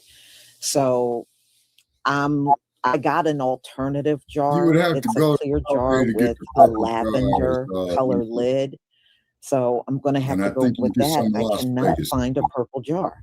So anyway, I got all of the other jars for the Botana oil leave-in conditioner. And I have the big 16 ounce shampoo bottles that are purple, but purple jars, I guess that's an elusive thing because I sure can't find it. Okay, it's almost halfway done. Yeah, Kimberly Ship, you're right. This place is done. It is no president. I don't care who you elect. There is no president that can clear this whole thing up. Now, I did hear the new Treasury Secretary is talking about they're going to clear up all of the U.S. debt so we're not insolvent anymore. So I was like, okay, so what does that include? Printing more money? Yep. So you're going to expect higher taxes at the Fed $39 trillion, but they claim they're going to wipe out all of America's debt. And I'm like, okay, I don't know. That does not sound realistic to me that you can just wipe out $39 trillion in debt. But this is the claim they're making. I mean, wouldn't countries that you owe money to still want their money? Right. I mean, I doubt if they'll wipe out the debt willingly because Donald Trump has literally fallen out with every ally and every non-ally. He done fell out with everybody. And I just don't see them giving America a break. But that's what he's claiming when he becomes the Treasury Secretary. He's going to wipe out America's debt. Okay. Well, does that mean all the prices will go down? You know, I have a lot of questions that I need answered. So if you're going to wipe out all this debt, then you should be able to lower the prices. Everything is astronomical out here. It is absolutely insane. Well, you don't buy the just shit, going honey. out That's how you today get the and prices looking at the down. price, Don't buy everything the is shit. crazy out here. Yeah, well, that's what they're claiming. I heard it yesterday, actually, out in the media yesterday, that his intent when he gets in the position is to wipe out all of the debt so that America is no longer insolvent. But what does that really mean, y'all? So you got yourself $39 trillion in debt. You ain't going to do nothing but get back in debt again. Look who you got in office. Donald Trump is a crazy spender. He contributed $8 trillion to the debt when he left office in his first term. All you got to do is look this up. But Trump was He rich left this Lisa, country honey.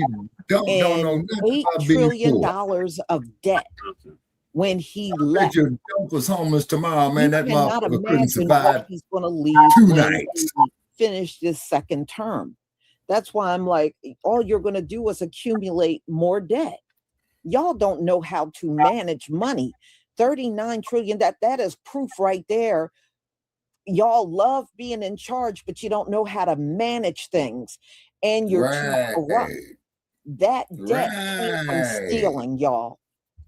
Each administration that went in there stole money. You remember George W. Bush? All kinds of money was missing by the time he left office. Y'all go in there and steal money. That's why you want to be president so bad. Yeah. Because it ain't about running the country. It's about how much you can get in there and rob. Yeah. All right, let me see where it is. It's done. All right, good. That's all it's about. That's why you couldn't run these guys out of these positions with a rifle. That's why you think he's putting that bunker down there. He don't want to leave. If he leaves, he can't rob the country anymore. So yes, he want to stay in there so he can rob money for himself, his son-in-law that's getting all these billion-dollar contracts and everything. That's why they want to stick around and don't want to leave.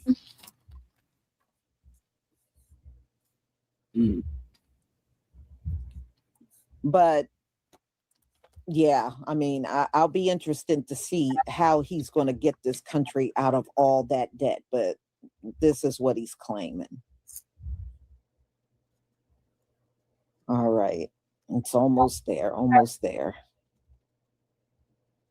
So other than that, y'all, it was freezing overnight here. It went down to 31 degrees. And listen, we were in the 90s last week. It just goes to show you how wild the weather swings from one temperature to the next. We had 3 days in the 90s. And we went all the way down to 31 degrees. Oh, hell last no. night, and it was cold. I can't do it. Okay, I'm ready. It get colder than 50 degrees to me out in the desert. I feel like I'm in a blizzard. Right. Please give me a 1 if you can see my screen. Yes, listen.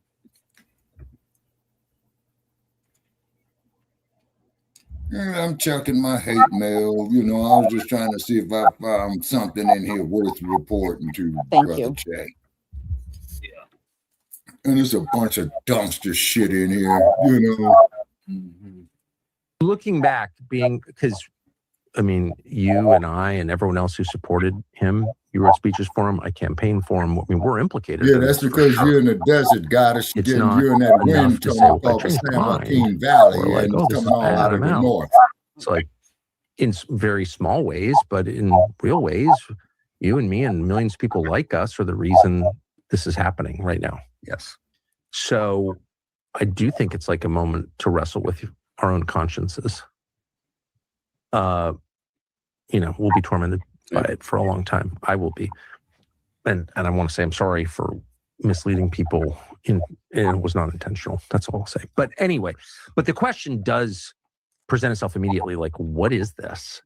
Was this always the plan? You don't want to be a conspiracy nut, but like clearly there were signs of low character. We knew that. Yes. But it didn't, there are tons of people of low character who like outperform their character. It doesn't have to be sort of the norm, actually. These Okay, days. brother Che, I'm out in 30 minutes, man, because I got this appointment to make tomorrow. Understandable, Shabaki, but here's where the trolls come in. We're in the algorithm, so we got 12 people watching. It fluctuates. Oh, okay, that's good. Hopefully we get some trolls. Come on, trolls, make my early morning, you know what I'm saying? I got some insults for you. Now, keep in mind, trolls, Okay, when just you in case you've never insult, seen you him got to before, use that truth, not is Tucker fantasy. Carlson's brother. That he has a podcast, and the two of them both supported and promoted Donald Trump, and that's what the podcast is about. So if you've never seen him before, that's his brother.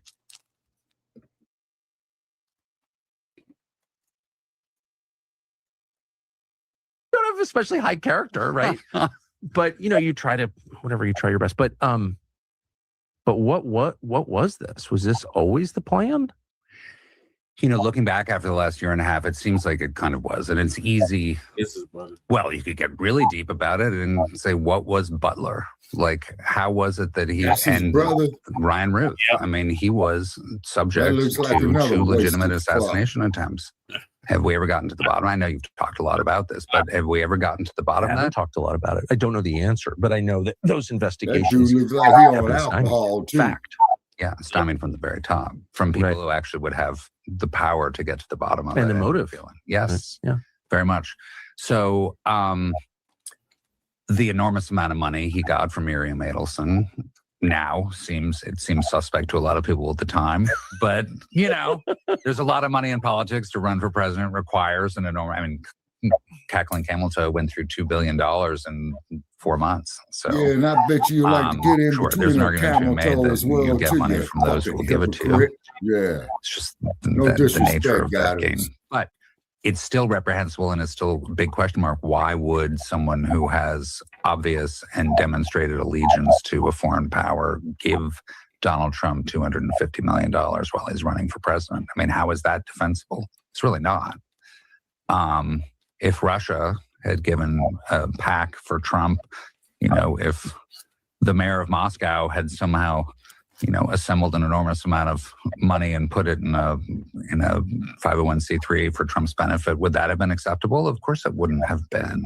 So what does someone, it's so basic, comes back to the money. Like, what did they get in return for that amount of investment? And it's clear. I get it. No, I mean, of course, I agree with every word that you're saying. I just think, given his behavior and his demonstrated disloyalty and viciousness to previous supporters, yes, no, that's why wouldn't he display the same lack of loyalty to Miriam Adelson? I mean, that's kind of the question. The only people he's been loyal to are the neocons and his donors. So he's attacked, you know, so he attacks Islam. Some of us stand up and say, probably shouldn't be attacking a religion. Oh, you're a Muslim, secret Muslim. You love Muslim. No, just I like reverence, and I don't think you should attack people on the basis of their religion. Don't attack the religion. Yes. And all these like evangelicals are like, oh, you see, you're a Muslim. The next week he attacks Jesus. Okay, big Okay, 'cause it's all FAFO. What's connected, right? Heritage Americans? Of course. Please So help. well I'm beyond money, stupid. obviously. Well, right. But the one person he's never going to attack is Rebbe Schneerson. Lineage. Okay. And okay. you know, Chabad Big leader who's FAFO. passed, but Lineage. who Okay. I'm not attacking, by the way, but who was regarded as the Messiah by many of his followers. I don't think Trump should attack him, to be clear.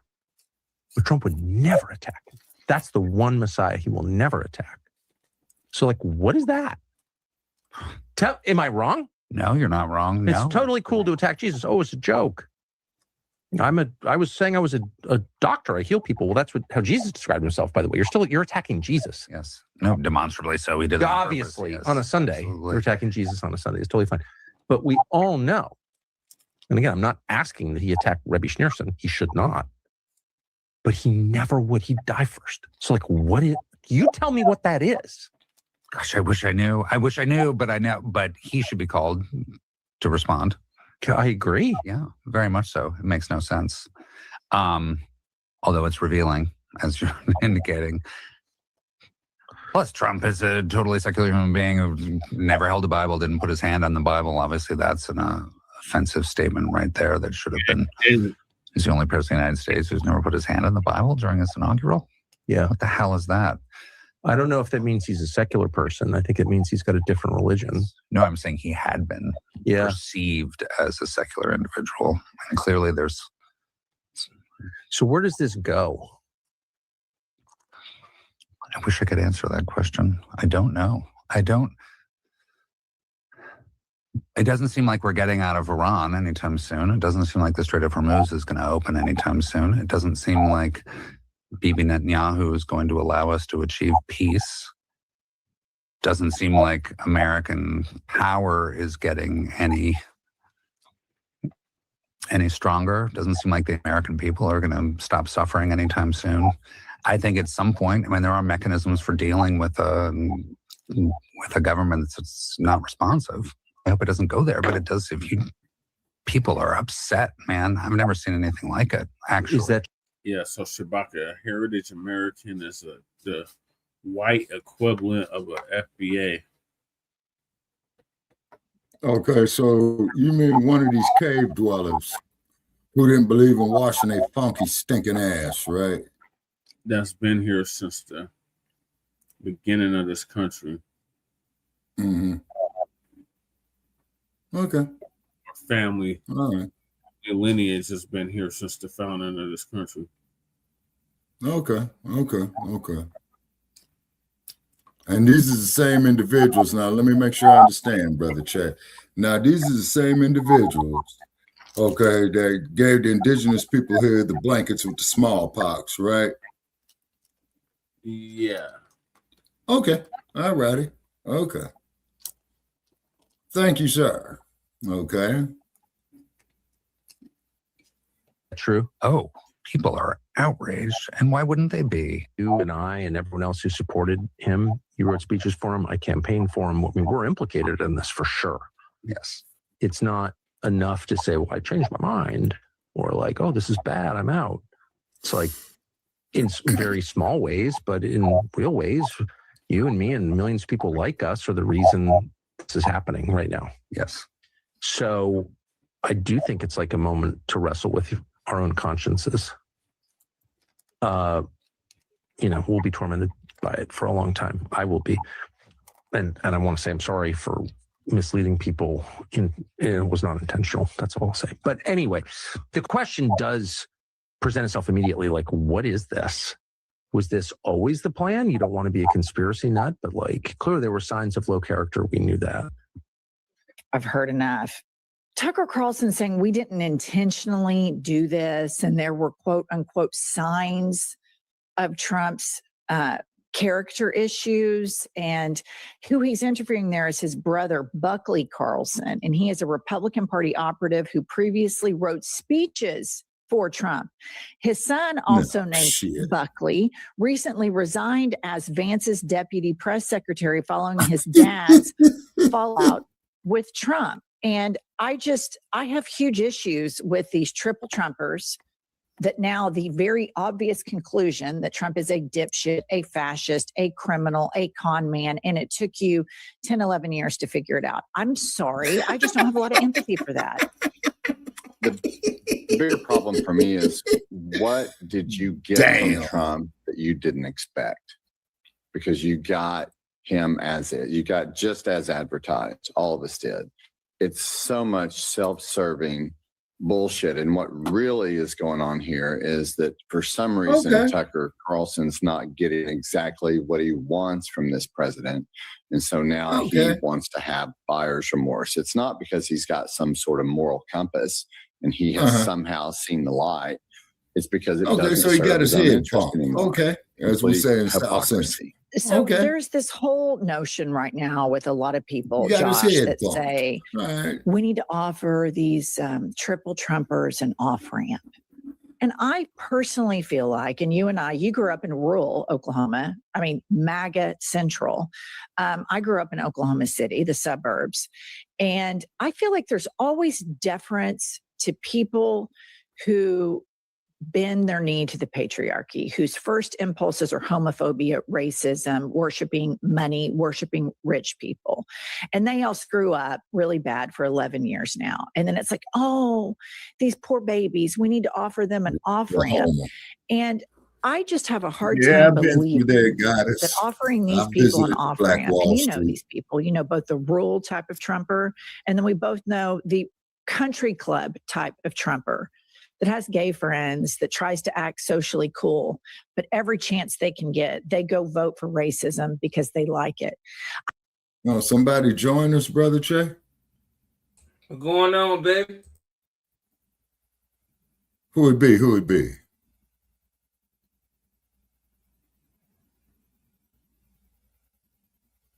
Brother Che. What's We have going a on? guest. What's going on? All right. All right. How you be? How you be? I'm doing good, man. Okay. Who is this here, sir? If I may ask. It's Kari, man. Oh, Kahari, long time no hear from, man. You know What's what going I'm on, saying? man? Yeah, man, I've been working, man. Okay, I ain't mad at you, big homie. I ain't mad at you, man. I just been on my like page arguing with Nabisco ass dumpers, ass scratchers, yassa bosses. You know me. Yeah. You know, and what have you. But one thing though is this, right? So I know you saw that video, man, with Kid Rock talking about if you fuck with Trump, you fuck with me. And there was this dude that clowned his ass, man, who called himself, who called dude American sat ass and told him he wasn't gonna do shit. No, I ain't seen that video. I seen the video with the Kamala reparations video. I seen that video when the dude was talking about no vote, no reparations, something like that. Yeah, you talking Right. about Melrose. Yeah. No Okay. no check, no vote. Yeah. Okay. All righty. Yeah, that's right. Because we built the goddamn country, you know what I'm saying? Mm-hmm. And they owe a debt. You know what I'm saying? Yeah. They owe a debt. And then too, Kahari, now let me ask you this, man, because I've been arguing with some of these stupid bastards, right? Okay, the only thing that's going to happen with the reparations money, right, Kahari, is going to get submerged back into the U.S. economy, right? Now, do you agree with that point? Yes. Okay. Also, too, as we did earlier on Shabak's Black Experience Enhanced, you know, with Brother Che, there was talking about the sugar cane. Now, what's the main thing that comes from sugar cane, man? Sweet. Not only that, but your alcohol, your Jack Daniels, your Johnny Walker. Oh yeah. I don't drink alcohol, man. I don't drink alcohol. Right. I feel you. I don't either, but it does. And I was arguing with this stupid bastard, man. And I'm saying is that all that sugar cane we picked, okay, like with the cotton, making clothes and stuff like that, right? It contributed to the gross national product, right? And then what happened was the money kept getting reinvested, right? But it would not have happened had they not had that initial investment of our free labor slicing that sugar cane. The same thing with clothes, man, you know, with the cotton, right? Okay, now you remember the two stores called Montgomery Ward that started 1864. And then you also remember Sears and Roebuck that started roughly about the same year, you know, the first mail order catalogs. No, sir. I'm not familiar with that, but I can look it up. Yeah. Yes, sir. Look it up. And the main ones who contributed to that idea were black men. You see what I'm saying? Mm-hmm. Okay. And so quite naturally, of course, you know, they never want to give the brothers and the sisters credit, okay? And then, yeah, God is not alcohol is trash, okay? And then, too, so when I look at these stupid Neanderthal Nabiscos with their troglodyte funky asses, right? And when you try to be respectful with them, right? Well, you niggas sold yourselves into slavery. You see what I'm saying? And the motherfuckers who did the selling got captured too, because the Nabiscos came with trinkets. With trinkets. Okay. All right. Now, Roebuck was a black man. Okay. And I believe that Ward was a black man, went Montgomery Ward, because they were both based out of Chicago. Now, Chicago pretty much, man, at one time was kind of like a, how should we say, a birthplace of black entrepreneurship, because I know you're familiar with the Ebony magazine and what have you that used to be called Johnson's Publications. And then that came out every month. Then every week they had the Jet magazine, where they'll tell you about the upcoming TV shows that's starring the black actors. Then they had the Beauty of the Week, and then they were advertising black products in there. You know what I'm saying? Oh yeah, I can't stand alcohol, Sister Goddess Navi. Alcohol is not allowed in my house. You see what I mean? Yeah, that's not allowed in my house. It makes your breath. Yeah, it makes your breath. And then you get these drunk ass bastards, man, that get this purge and they want to get drunk and see. You see what I'm saying? And I ain't dealing with it, man. You know what I'm saying?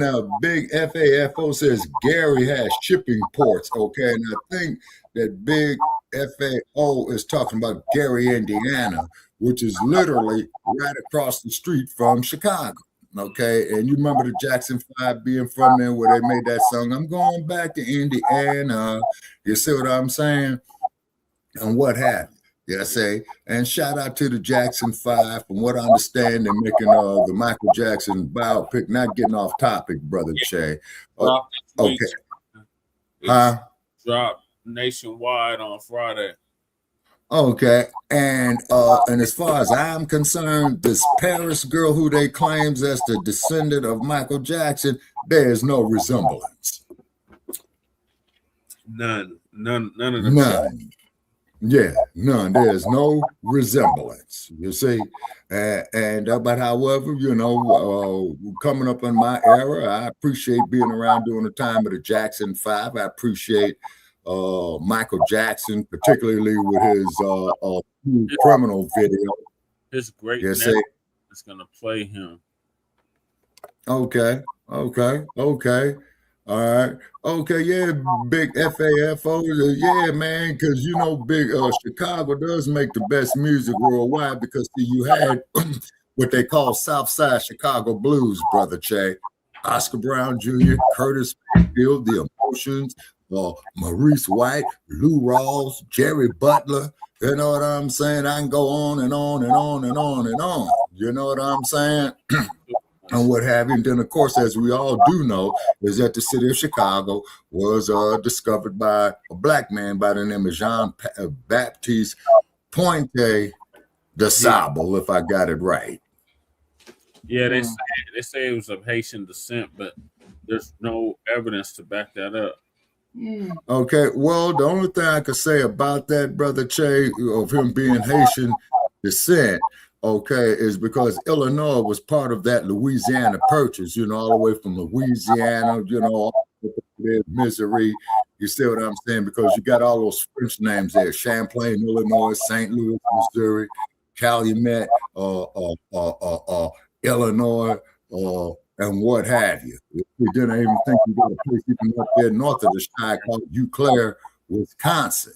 You see, but keep in mind, off the research that I have done, black man and woman, the Portuguese and the British, I'm sorry, strike that, the Portuguese and the French were the most brutal of the slave traders, the slave traders.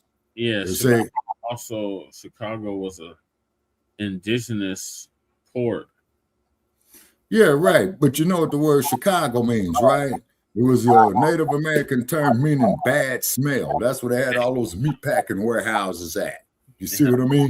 Smell to it, yeah. Yeah, you see what I'm saying? And Okay. Illinois was prior to Louisiana Purchase. Okay, sir, big FAFO, sir, I've researched it all my life, man. Okay, because I was born in the Chi. All right. When did now, Illinois become a state, Shabaka? 1837.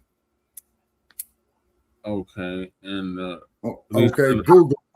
Yeah, Google it to make sure, brother Che. And the Louisiana Purchase took place in 1804. I believe so, yeah, because the French had owned that land. And okay, I ain't never been to South Dakota. Okay. But I have been to Montana, and the air was fresh in Montana. Okay. Now, then when you get over there in the Missouri, St. Louis, Eau Claire, Wisconsin, let me see what else there's. So then of course Louisiana. And then there's another, okay, Illinois, Wisconsin, Arkansas. Wait a minute. Oh, Missouri. Yeah, Missouri. And I'm trying to think of the state. Yeah, I'm trying to think of the state below Missouri. Below Missouri is Arkansas. Okay. Okay. The Little Rock Nine. Okay. Daisy Bates, Elizabeth Eckford, the Little Rock Nine. And ain't that right next there to Alabama where Frog Face was the governor at? Yep. Segregation now, segregation now. Fuck Frog Face. Shabaka. At the time of 1803 purchase, that land is now Illinois. Wasn't even its own territory yet. It was part of the Indiana territory. Okay. Became a Illinois territory until 1809, and then it took 9 years of population growth and political maneuvering before it became the 21st U.S. state in 1818. Essentially, the U.S. doubled its size with the Louisiana Purchase about 50 years before Illinois joined the Union. Okay. All righty. Okay. All right. You know, but, you know, it is very, very interesting, you see. Hold on. Okay.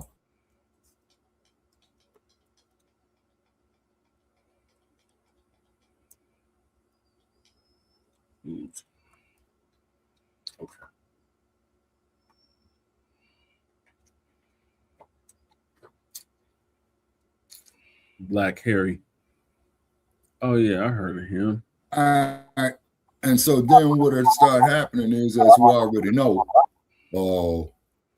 during the beginning of Hollywood and World War II, they had a lot of black folk go out there to Los Angeles. You know what I'm saying? Working, you know, in the aircraft industry. That was up in the Bay was the shipyards, and down in Southern California was the aircraft industry. Yes, Shabaka. Chairman Sekou was out there on them shipyards. Okay, and then when we was with that other network, man, didn't I do a live feed, man, from Vallejo, I think? Yep. Okay.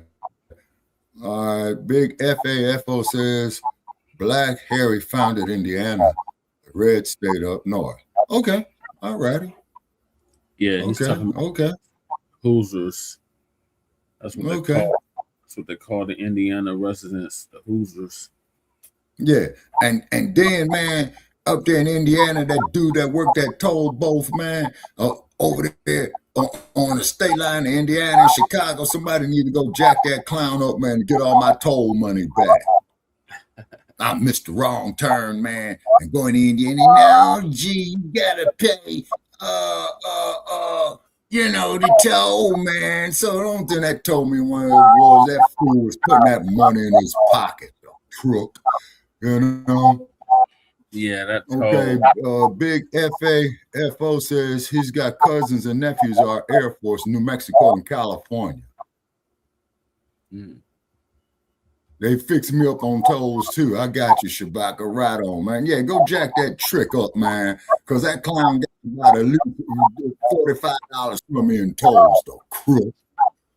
But that Chicago, it has certain traditions there, people. It was the home of Al Capone for many years. You know what I mean? Yeah. That's what Mary Daly told Martin Luther King when he did his march in Marquette Park. Have a stronghold. We still have a stronghold there, Shabaki. Okay. Yeah, and brother says they fix me up on toes too. Yeah, exactly. Big FAFO, yeah, man. You know, and you know that clown putting some of that loot in his pocket. But what they do now, y'all, I got hit with one in your state, Brother Che, and I got hit one with crossing the Bay Bridge up in the Bay Area. They got that damn fast track bullshit. Oh yeah, and you got Scan hit your on plate. You got hit on the 470. Yep, I got hit on the 470, and I got hit on the Bay Bridge in San Francisco.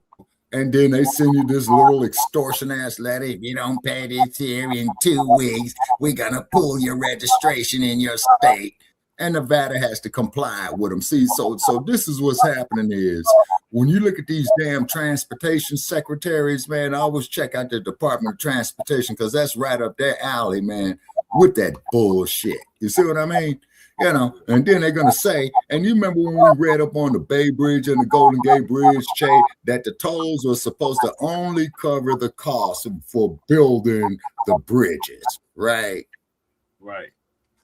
And that damn thing been sitting up there almost 100 fucking years, man, and you telling me, man, they ain't paid for it, man. Crooks. You know what I'm saying? Yeah, crooks. They scan the ticket on me when I drive.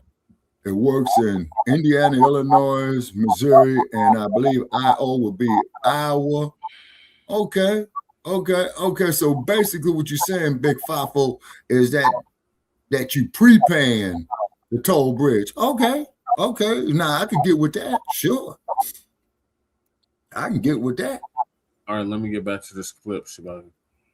Okay. I don't see these people ever voting for Democrats. Ever. And I'm not saying we have to be cruel to these people, but not holding them accountable or giving them this off ramp and coddling them is not something I am capable of doing. I'm capable of fighting for them to have health care. I'm capable of fighting for their future children or grandchildren that might be gay to be treated equally under the law and not be discriminated against by people like these triple Trumpers that vote this way, homophobes like Tucker Carlson. But what's your take on a rural triple Trumper and then the country club? Well, I think some voters in places like Oklahoma, more rural areas, sometimes they do genuinely have remorse. So maybe they're not educated about certain issues. But a lot of times, like with Tucker Carlson, what we see here is he's not against what Trump stands for. That's not what he's saying here. Something has happened where it doesn't serve his interest anymore to be a racist. Man, go take a damn shave, man. So now he's I changed wouldn't be gears. caught So dead I with a think 5 that as o'clock Democrats, shadow we like want to that. embrace and open up the idea of trying to reach out to people who genuinely have contrition, who maybe made a mistake. It's certainly worth examining why they voted for Trump in the first place. But people like Tucker Carlson and other politicians, their motives are self-serving. Like it's clear who Tucker Carlson is. It's clear that he knew what he was signing up for when he supported Donald Trump. As you said, his brother worked for J.D. Vance. There's no surprise here at the end of this rainbow that he's getting something that he didn't know he was getting. So to hear him go on and give this, somewhat contrite speech about I'm sorry and I feel responsible. I mean, it's just bullshit. It's just bullshit. Tucker Carlson has now formally apologized for endorsing Trump, saying that he will be tormented by this and that he is sorry. He said to his brother on his show that they both must do more than simply say it was wrong. They must apologize. And I've been asked by a lot of people, what do I think about Tucker Carlson? Now, and you ask me about some of these other. Thank you for joining us. Get you some shut eye. Okay, and I'm gonna have to get some sleep. Yes, sir. And then I'm gonna have to give me some shut eye too, brother Chad. I can give you 20 more minutes, sir. All right, that'll be enough to get through this clip. Okay. Individuals that Donald Trump has gone after. I will defend Alex Jones despite, I think, fair criticisms and shortcomings. But I like Alex, and he's got a long, storied career. Okay. Tucker Carlson, I think also similarly. And I would say this. Let me rank the people that Trump besmirched, as it were. First and foremost, the one I respect the most is going to be Alex Jones. Despite there being some shortcomings, some issues, I'm not going to dive into criticizing Alex or anything like that, but there's some issues. But I the most respect for him. Followed, in fact, by Tucker Carlson, then Megyn, then Candace. The thing about Megyn is I'm not all that concerned about Megyn Kelly's show. Not that she cares about my opinion or anything like that.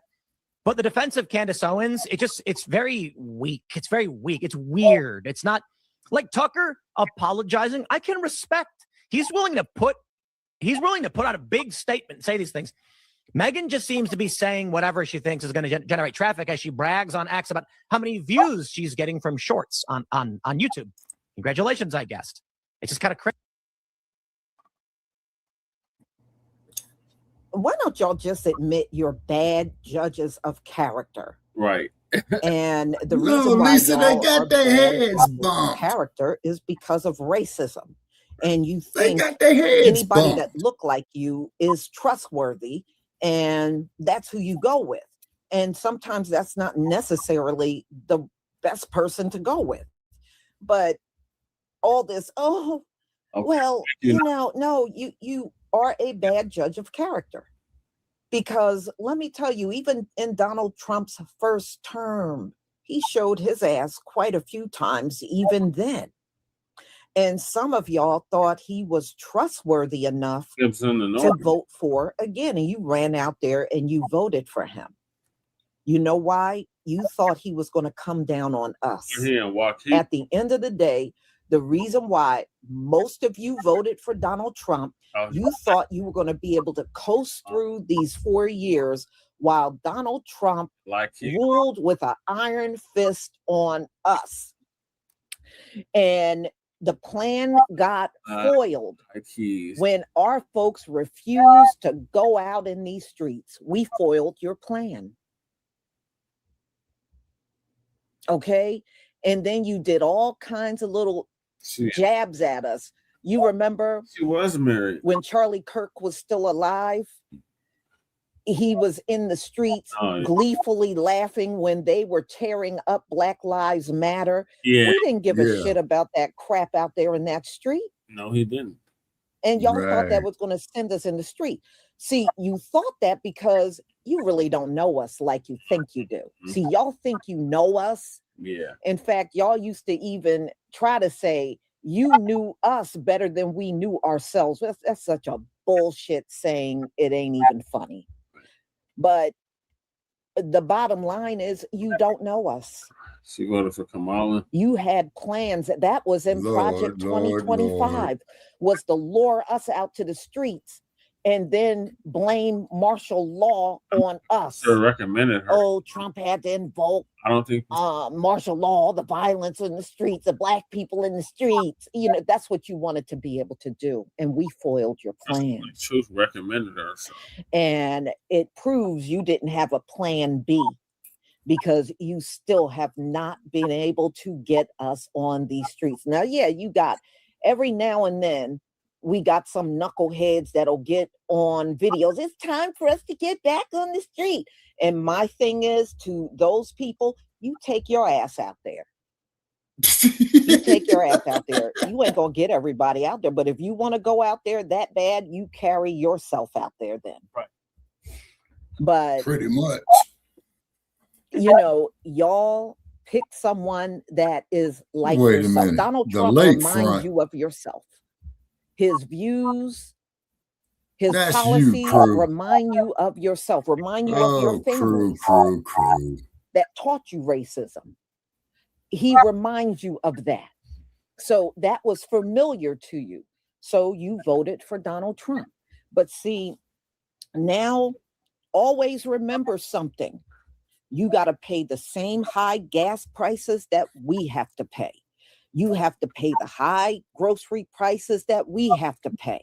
You have to pay the high health insurance costs that we have to pay. You have to pay the high energy bills that we have to pay. And see, you're not getting spared from none of it. And I think what really got y'all is when Donald Trump first came into office, y'all, and did those mass firings, because a lot of MAGA work for the federal government. At least they used to. They worked for the federal government.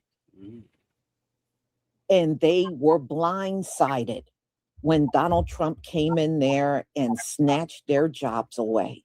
They, I would say, were the most impacted by those mass firings. Now, yeah, a lot of our people got caught up in that stuff too, but the majority of them were these MAGAs. They were these MAGAs. And they never got over that. That crippled a lot of them. And many of these videos that you see online where they're talking about, it's been a year and I can't find work, they are the ones that got fired by Donald Trump. Yeah. They are the ones. No, crew.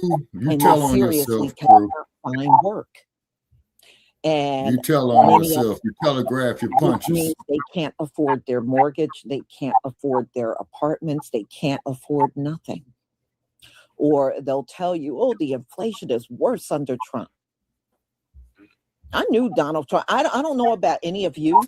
That's why I never spoke about that on video. You are not going to find one video of me believing that Donald Trump were going to lower the prices out here. I never did believe it, but I heard some of our other people on these channels doing that. Donald Trump said he's going to lower the prices, and they believed it.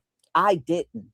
Right. I didn't. Yeah, I know it. Because Lisa, my they got their question was, heads okay, bumped, well, as we how say in is South he gonna Central lower the LA. prices? He bumped their heads. It didn't make any sense. So you're just going to walk in office and say, okay, I want all the prices lowered, and it was just going to happen? He didn't have a plan. That's one thing about Donald Trump. He walked in office with no plan, just like he has no plan for this war. And the war is going so badly, he has no plan. Even some of the generals Drop some have bread, spoken man. out and said he went Drop into some this bread, war bruh. with no plan. This is the entire Donald Trump presidency. No plan. Yeah, man, drop $2,000 on it, bruh. For real. So I don't feel sorry for these guys. I really don't. Now, Drop they'll $2,000, probably crew. forgive each other because this is what they do.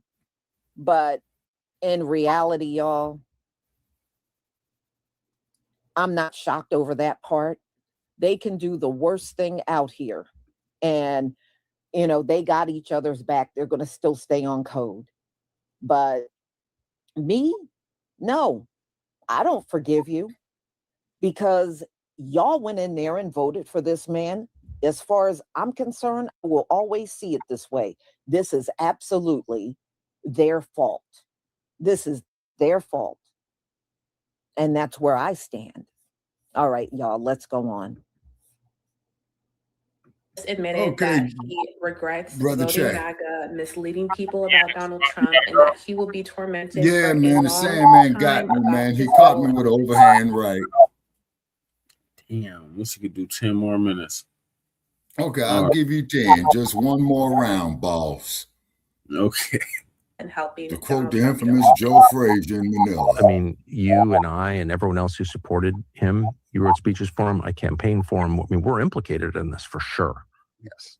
It's not enough to say, well, I changed my mind, or like, oh, this is bad, I'm out.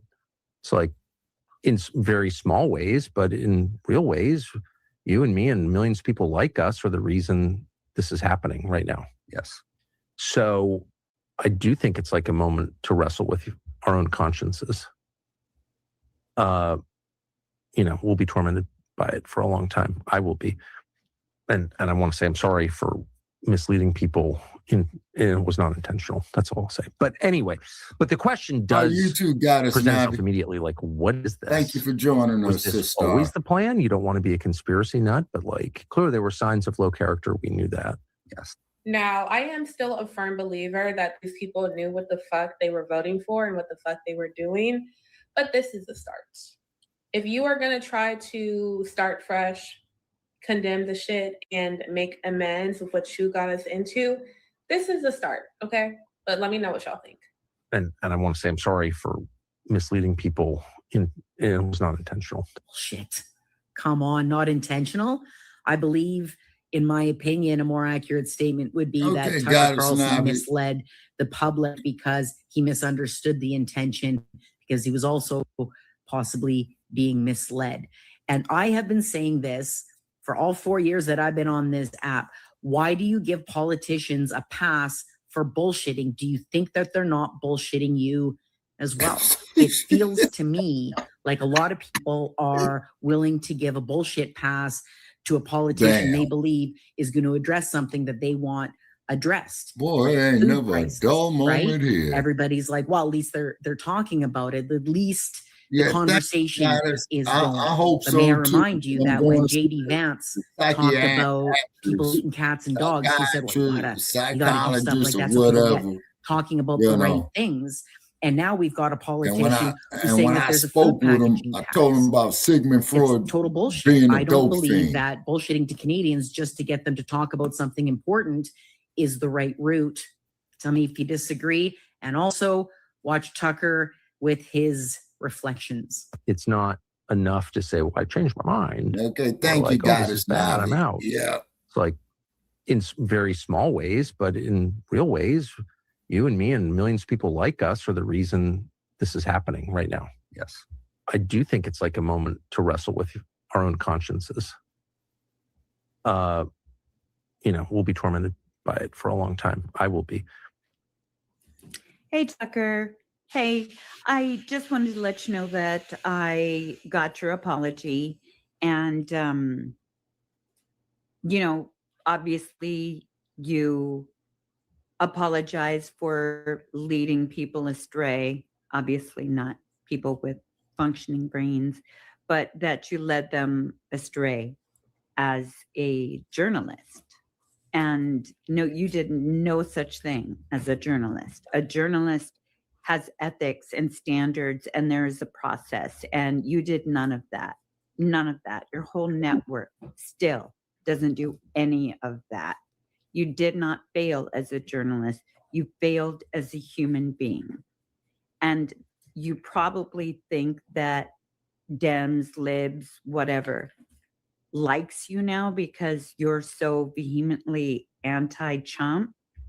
And I just wanted to let you know 1000% for sure that no, we don't accept your apology. You're still in. And we're good. Wow. We're good. Thanks. Wow. She must have in said very something. small ways, but in real ways, you and me and millions of people like us are the reason this is happening right now. Yes.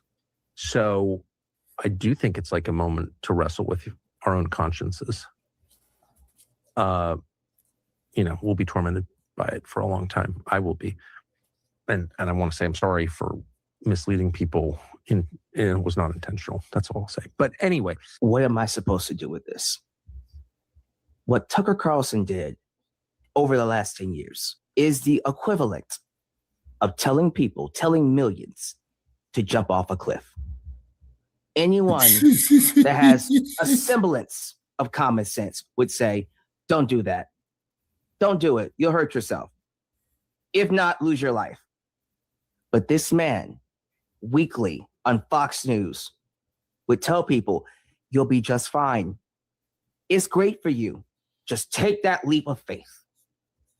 And millions in 2016 and 2020 and in 2024 jumped off the cliff. Some of them were fine that first time. But the second and third times, people lost their lives and broke some bones. And now, after telling them for 10 years to jump off the cliff, he comes out and says, you know what? That was a bad idea. I'm so sorry. I told you all to jump off a cliff. What am I supposed to do with that, Tucker? The damage is done. You can't wash this all away by saying, I'm sorry. You're going to have to do a lot of work.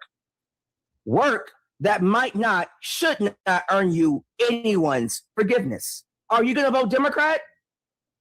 Are you going to advocate for Democrats? Are you going to advocate for universal health care? Are you going to put in the work and turn over a new leaf? Or are you going to do the exact same thing you've always done? Still vote Republican, still support Republicans, or even worse, run for president, doing what he did, but you won't attack Iran, or you won't pick people off the street, but you'll maintain everything that he brought forth. They haven't learned their lesson. This is why I keep saying they can't sit with us and why these apologies don't mean anything to me. So unless Tucker Carlson is going to turn over a new leaf and actually help us get out of the hell he put us in, shut the hell up, keep your apology, and go down with the ship. I'm over this. Give me your thoughts down below. You're not crazy. And now all of a sudden you want me to forgive you for this situation? No, thank you, Tucker Carlson. You and me and millions of people like us are the reason this is happening right now. Yes. So I do think it's like a moment to wrestle with our own consciences. We'll be tormented by it for a long time. I will be. And I want to say I'm sorry for misleading people. It was not intentional. I don't believe him. He's not getting a bear hug from me. I don't think, the world's on fire and you can't just say oopsies. And the reason that I don't believe him is that, remember when Fox News parted ways with him because of a $787 million settlement over at Dominion over those voting machines? Remember that whole scandal? Well, during that litigation in 2021, he texted someone and said that he hated Trump passionately. And then 2 years later, he said, I'm voting for Trump. And then in 2024, he endorsed him for president. So now all of a sudden, 2021, you hated him. And now all of a sudden, you want me to forgive you for this situation? No, thank you, Tucker Carlson. And that's an insult to womanhood. Yeah, there's a lot of people that don't forgive him. I'm one of them.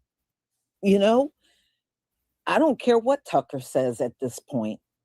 You can't take it back because the damage is done, and the damage is going to get worse with Donald Trump in office.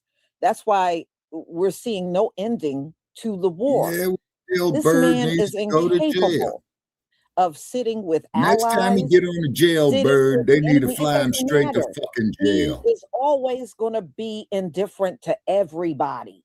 That's how Donald Trump is. That's his personality. Yeah, got us, Navi. So Tucker and his brother and whoever else in his family, y'all can go shove it. All of you. Because you didn't have no doubt when the election was going on. Now you want to tuck your tail and nah. So y'all, you know what this is a sign of? This is a sign of how bad judgment really, truly will be on these people. When they got to break down and confess and admit they have done wrong, the judge, they feel that guilt. That judgment is coming, and man, it's going to be harsh. It's going to be harsh. So, we're used to a demon bearing down on us because, we've been dealing with demons for 400 years. Trump is just another one of those demons. That's it. Yeah, the orangutan. And we're used to the Donald Trumps. We're used to dealing with them. We're used to hearing them. And we're used to the lies. We know we've been lied to this entire time. We know. We already know. Yeah. So y'all, Lisa, you're right. I'm going to go ahead and conclude. Thank you so much for being here. I may have another live a little later, so just be on the lookout for that. And don't forget to pick up your hair products, 12 Tribes on Earth, Etsy, Shopify, and TikTok Shop. Shalom, family. And be sure to get with us here at Frontline Black News. I'm going to run it past Che. We're going to be selling some advertisement space, Brother Che.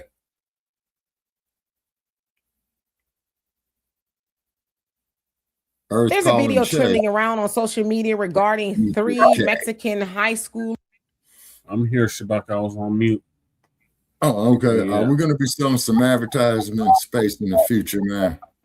Yeah, in the future, yes.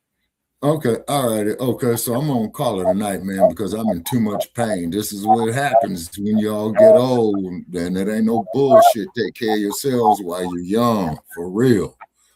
You know. Okay, all right. So once again, thanks for having me on, Brother Jay. Okay, crew is crew. Okay, and what have you? You know. Goddess Navi, we thank you as well too, sister. You know what I'm saying? And the orange orangutan, the dumpster, as in human shit. And I want to make this perfectly clear. When you get on Jailbird 1, it should land right closest to the closest federal fucking jail, and they need to incarcerate your ass, you fucking crook. But the cold part about it is, dumpster, you can still be the president, except you just be off in your county blues, walking the concrete. You know what I'm saying? Because you're stupid, dump. You said it yourself. You got a lot of stupid people in politics, and your selection, election, or whatever prove the point, you know? But at least you're honest about your crooked shit. Is that a paradox, Brother Che, or a contradiction, an honest crook? Well, hell, you got Scam Brown here in Nevada. I voted for Scam Brown because Scam Brown says he's a crook. Look at his name. It speaks for himself. So I know what to expect from Scam Brown. Nothing. Okay? I just appreciated the crooked bastard's honesty. You know what I'm saying? Okay, Brother Che, so I'm going to call it a night, man. It's 2 a.m. here, man. All the liquor stores are closed in California. So I'm signing off from Sin City. Come on, 7-Eleven. Clack, clack.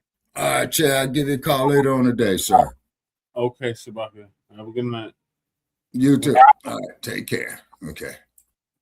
Yeah, I think I'm gonna wrap it up too, Mr. Sam. And it's creeping in on me too. Stop, Amaru. So appreciate y'all tapping in the season 6, episode 22, part 3, continuation of the Frontline Black News. Join us later on for part 2, continuation. In the meantime, make sure y'all like and subscribe to all our platforms. Frontline Black News on YouTube and Facebook. Revolutionary Agenda on YouTube and Facebook, and Shabaka's Black Experience Enhanced on Facebook and Twitter. So peace, love, light, reparations, and separations and delineations and Black empowerment. Chan Kuma signing off from the Mile High Incoming Legal Migrant Florida City. Make sure y'all like and subscribe. Peace. Shout out to everybody that tapped in. Shout out to Crew for coming through. Shout out to Goddess Nobby for coming through. And shout out to Big FAO, which is Crew. And I think Twin or Mac was in. Kahari. Appreciate Kahari for coming through. And who else is in? I think Mac started it off. Yeah. Shout out to Mac for coming through. And anybody that was peeking and not speaking. So peace, love, light, revelations. All right, so we sign out. Peace.